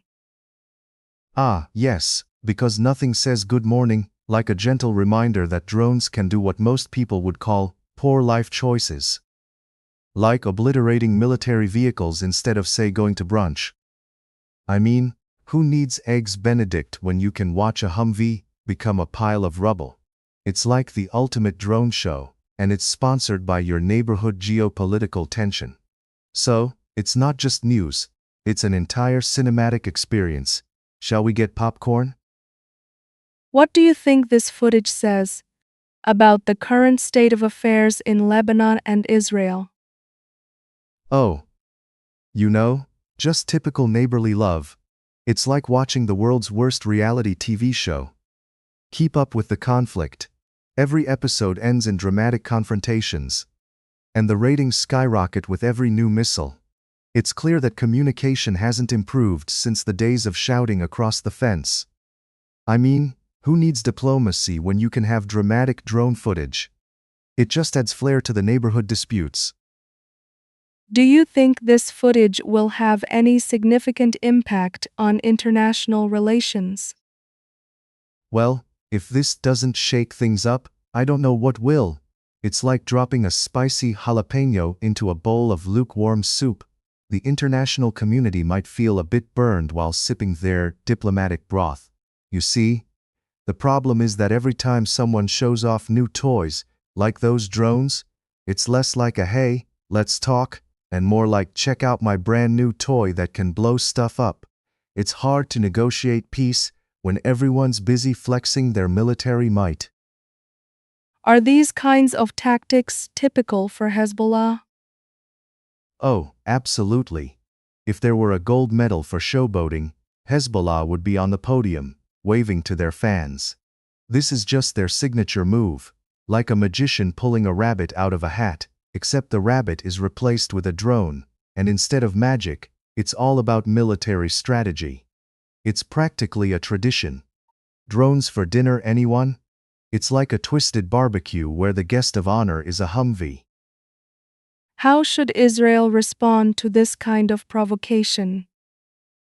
Well, ideally, with a good sense of humor and maybe a strong cup of coffee. Because if history has taught us anything, it's that overreacting sparking more drama is never a good idea. Imagine replying to a drone strike with a meme fight on social media. You think you can obliterate my Humvee? Check out this gif of me. But in reality, they probably need a more serious response. Perhaps a good old-fashioned "let's de-escalate while we throw some shade." Lastly, what does this tell us about the future of conflicts in the region? Oh, it tells us that we're in for a roller coaster ride, folks. Buckle up, because it's going to be filled with twists, turns, and probably a few loop-de-loops that no one wanted. It's like watching a reality show that just keeps getting renewed despite everyone screaming for it to end. Unless the region collectively decides to swap drone strikes for a good book club, I don't see this ending anytime soon. So, grab your popcorn and make yourself comfortable.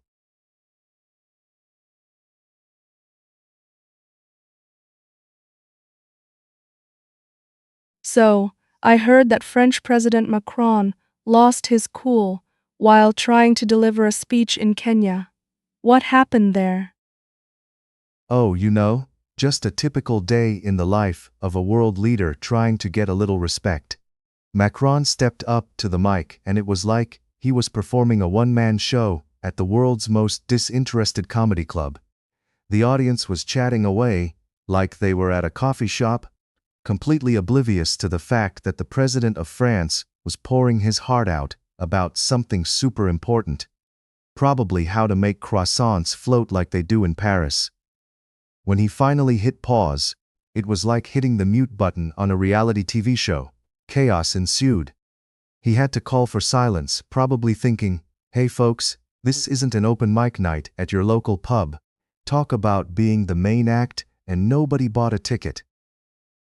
It seems like crowd engagement has become quite the challenge for leaders these days. Is this a growing trend?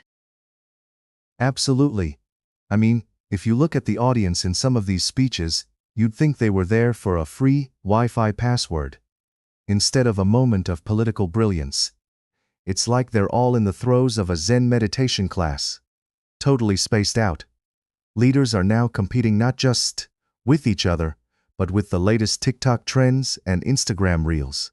It's like a three-way tug-of-war between policy, attention spans, and whatever cat video went viral that morning. If a politician wants to get noticed, they might as well start wearing clown wigs, or juggling flaming torches. Because right now, if you're not doing it in 30 seconds or less, you might as well be talking to a brick wall. What do you think Macron could have done differently to keep that audience's attention? Honestly, he could have interspersed his important political messages with some magic tricks. I mean, who wouldn't be captivated if he pulled a rabbit out of his hat while talking about trade agreements? Or how about turning his speech into a full Broadway production? Les Miserables, the Economic Crisis edition. I can just see him now, belting out show tunes about inflation while dancing a little jig around the podium. Forget about eloquent speeches. We need showmanship. After all, if you can't beat 'em, you might as well entertain 'em. Otherwise, it's just him talking and them looking for the exit or their phones, whichever they can find first. Do you think this lack of attention from the audience reflects on how seriously they take political leaders? Oh, it's a mirror reflecting society's sparkling respect, isn't it? It's as if they walked in expecting a TED Talk and instead got a lecture from that uncle who never learned about personal boundaries at family gatherings. The audience's lack of attention isn't just a sign of bad manners. It's a glaring indictment of how clocked out people are from political discourse nowadays. They're scrolling through their phones like they're on a treasure hunt, hoping to find the latest meme instead of listening to a leader's vision. And, let's be real, a lot of what these leaders say is about as thrilling as watching paint dry. So, if they want people to stay tuned in, they might want to jazz up the content. Or, even better, send out snacks with the speeches. What do you think Macron's reaction says about him as a leader? Well, it tells us he's human. And let's be honest, any reasonable human would feel like they were talking to a wall while delivering a heartfelt speech to an audience that looks like they just sat through a 3-hour lecture on the history of napkins. His losing patience is like a chef getting mad when no one appreciates their 5-star dish, because instead, the patrons are too busy talking about last week's reality show drama. It's a bit of a wake-up call for him, too. Hey buddy, maybe next time don't take it personally when everyone's glued to their phones. But it also shows a fiery side. He's not just a paper-pushing bureaucrat, he's got passion. Now, if only he could channel that passion into captivating the crowd, we might just have a real political rock star on our hands. Last thoughts? Any advice for future politicians trying to avoid Macron's silent treatment situation? Oh, absolutely. First off, ditch the monotone delivery. Nobody wants to hear a political speech that sounds like an automated telephone message. Next, they should invest in some killer visuals. Think infographics, memes, or even interpretive dance. Seriously, throw in some jazzy PowerPoint slides, and suddenly you've got a show. But the best advice? Start every speech with a quirky one-liner or a dad joke. Because if there's anything we've learned from comedians, it's that a good laugh gets everyone's attention. After that, they're more likely to stay engaged, instead of mentally checking out like they're waiting for the UPS guy to deliver something far more exciting than politics.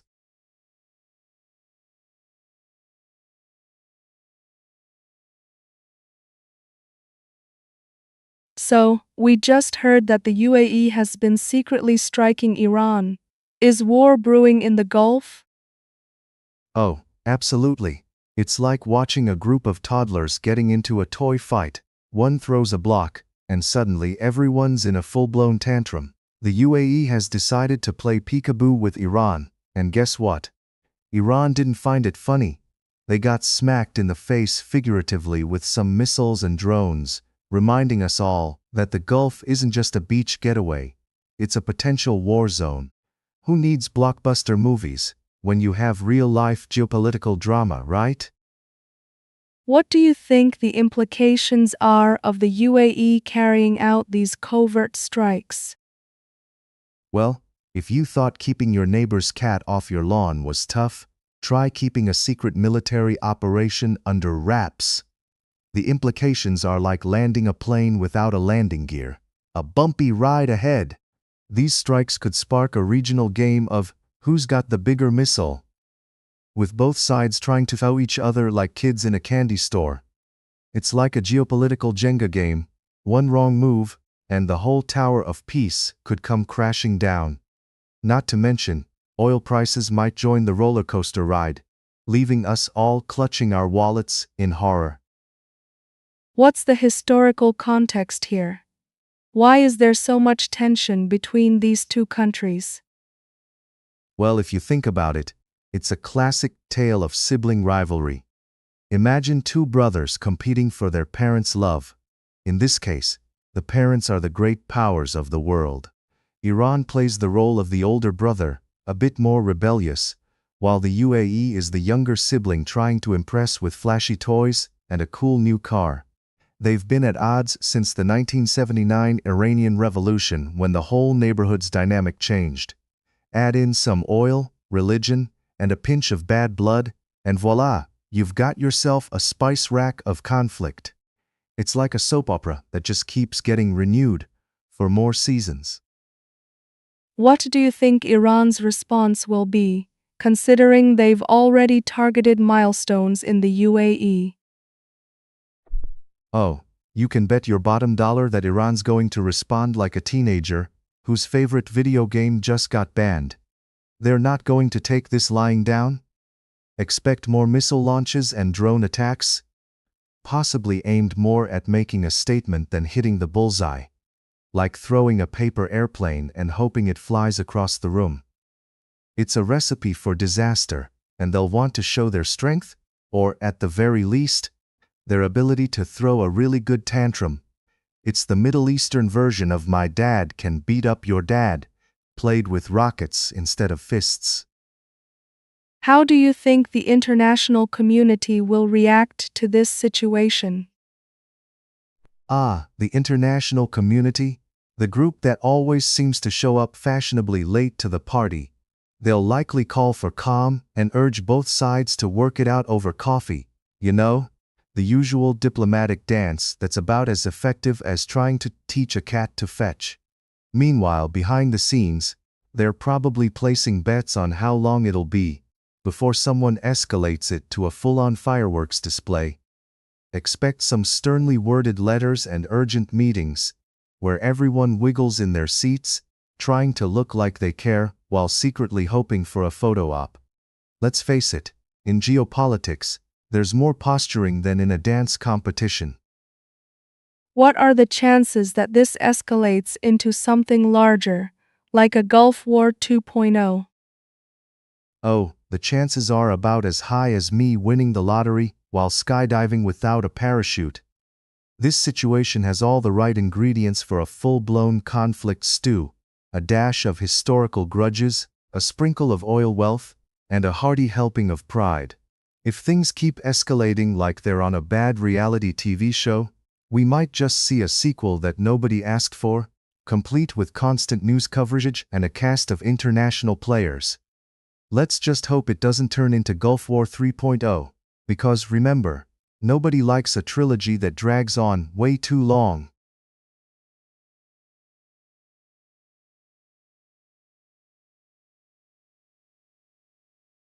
So, Yulia Mendel just dropped a bombshell about Zelensky and his relationship with Western allies. What exactly did she say? Oh, just the usual gossip about how our buddy Zelensky decided to turn the Western alliance into a high school drama, complete with betrayal and broken promises. According to Mendel, he reneged on some pretty important reforms that Washington was like, "Hey, we thought we were in this together." It's like accepting a pizza delivery and then refusing to pay because you didn't like the toppings. As it turns out, Western powers were left feeling a little used and extremely annoyed, like a kid who finds out their best friend only invited them to their birthday party for the free cake. Wow, that sounds intense. Did Mendel talk about any specific agreements that were violated? Oh, she sure did. Apparently, There was a big old checklist of reforms that Zelensky had promised to stick to like a kid, promising to clean their room, but then promptly forgetting as they binge-watch cartoons. The main one was with the IMF, where he practically promised to shape up Ukraine's economy like a contestant on The Biggest Loser. But once the money hit his account, it was like he had suddenly developed amnesia. It's like going to a buffet and saying you'll eat healthily, but then you come back with 3 plates of dessert, all while telling everyone you're still on a diet. And it sounds like the IMF was involved pretty closely in this. What was their take on all of this? Well, they were likely watching this all unfold like spectators at a train wreck, unsure whether to laugh or cry.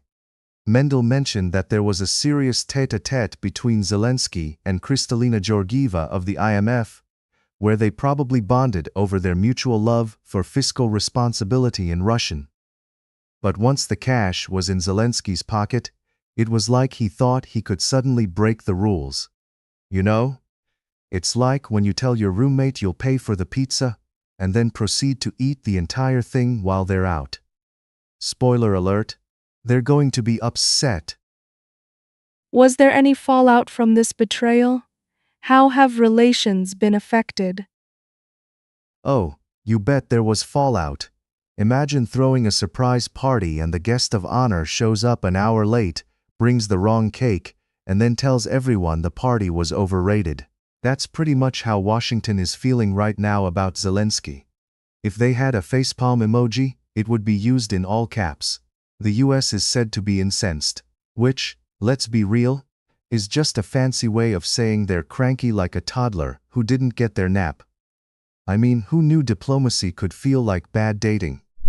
You show up all dressed up, only to find your date ghosted you. This sounds like a real mess. How do you think Zelensky will navigate this situation moving forward? Ah, the million-dollar question. It's like watching a contestant on a reality show trying to save their spot after making the biggest blunder of the season. I imagine Zelensky will try to sweet-talk his way out of it, with a few heartfelt apologies and maybe a promise to take things seriously this time. But let's be real, trust, once broken, is harder to fix than your mom's favorite vase after you've knocked it over. If he thinks he can just wave a magic wand and make everything better, he might as well be casting spells in Hogwarts. And who would have thought international politics could be this complicated? Any closing thoughts on this whole saga? Well, it's like a soap opera that just keeps on giving. You've got drama, betrayal, and the occasional plot twist that would make your head spin. Zelensky might think he's the star of the show, but if he's not careful, he might just find himself written out of the script entirely. If anything, this just goes to show that, in the world of diplomacy, it's best to keep your promises, or you'll end up on the wrong end of a very public scolding, and no one likes being the one who forgot to bring snacks to the party.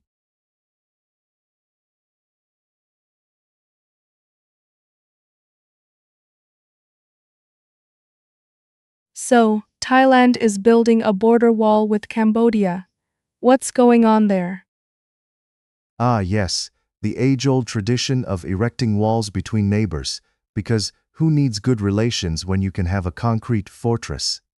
Apparently, Thailand is stepping up its game by constructing a 1.3 kilometers wall on its border, right in the middle of Chanthaburi, like some sort of territorial DIY project. They're saying it's all about national security, but it sounds a bit like a toddler building a fort out of couch cushions and then insisting it's a castle. And let's be real, at 170 centimeters tall. I mean, I hope they have a ladder for the local pigeons.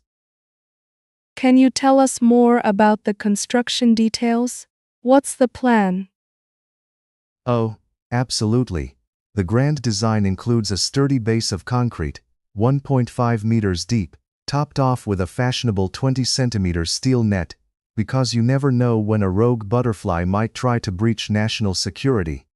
They've spaced out the posts about 3 meters apart, which is perfect for making sure that spies can still elbow each other while they peek through the gaps. The entire project is expected to be finished in a mere 45 days, which is exciting because nothing says we are serious about security like a speedy construction timeline that would make a fast food drive-through look slow.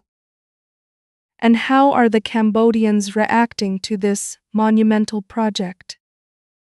Well, the Cambodians seem to be treating this like a spectator sport. They're not just idly standing by. Oh no, they're making regular appearances to snap photos of the construction, probably for their own reality show, titled, Keeping Up with the Thighs. I can just picture them lining up, like it's the latest blockbuster premiere. Who wore it better, the wall or the soldiers? At least they're getting some entertainment out of it, while the Thai soldiers are working hard, ensuring that not a single leaf dares cross the border. Does this wall actually improve security, or is it just a symbolic gesture? Let's be honest. Putting up a wall is like using a band-aid on a bullet wound. Sure, it might make you feel a little better, but the underlying issues are still there, lurking behind the wall like a stubborn cat, refusing to move from a sunny spot. Thailand claims it's a bold move to enhance security, but I can't help but think it's more of a shiny distraction to keep the locals entertained and feeling like something is being done. Because nothing says, we've got this, like a war against imaginary threats, right? It's like building a moat to protect yourself from your own reflection. What's the timeline for the construction, and what can we expect in the future? Well, it seems like construction kicked off at the end of April 2026, which, let's face it, gives plenty of time for a reality check to sink in. They say they'll have this section wrapped up in just 45 days, which is ambitious, to say the least. I mean, at that pace, they might just beat the local Starbucks to having a grand opening.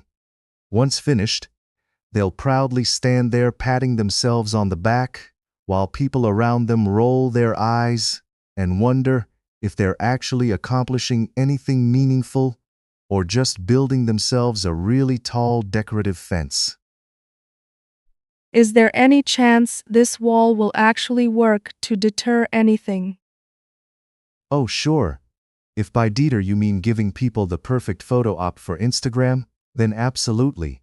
But to actually stop anything from crossing the border? That's a tall order. It might as well be a giant welcome sign for critters that can just hop over without so much as a thought. As we've seen in history, walls have a funny way of becoming mere suggestions. Unless they've assigned guards with laser eyes or something equally absurd, I doubt this will turn Thailand into Fort Knox. But who knows? Maybe a foot-high wall was just what they needed to keep things under control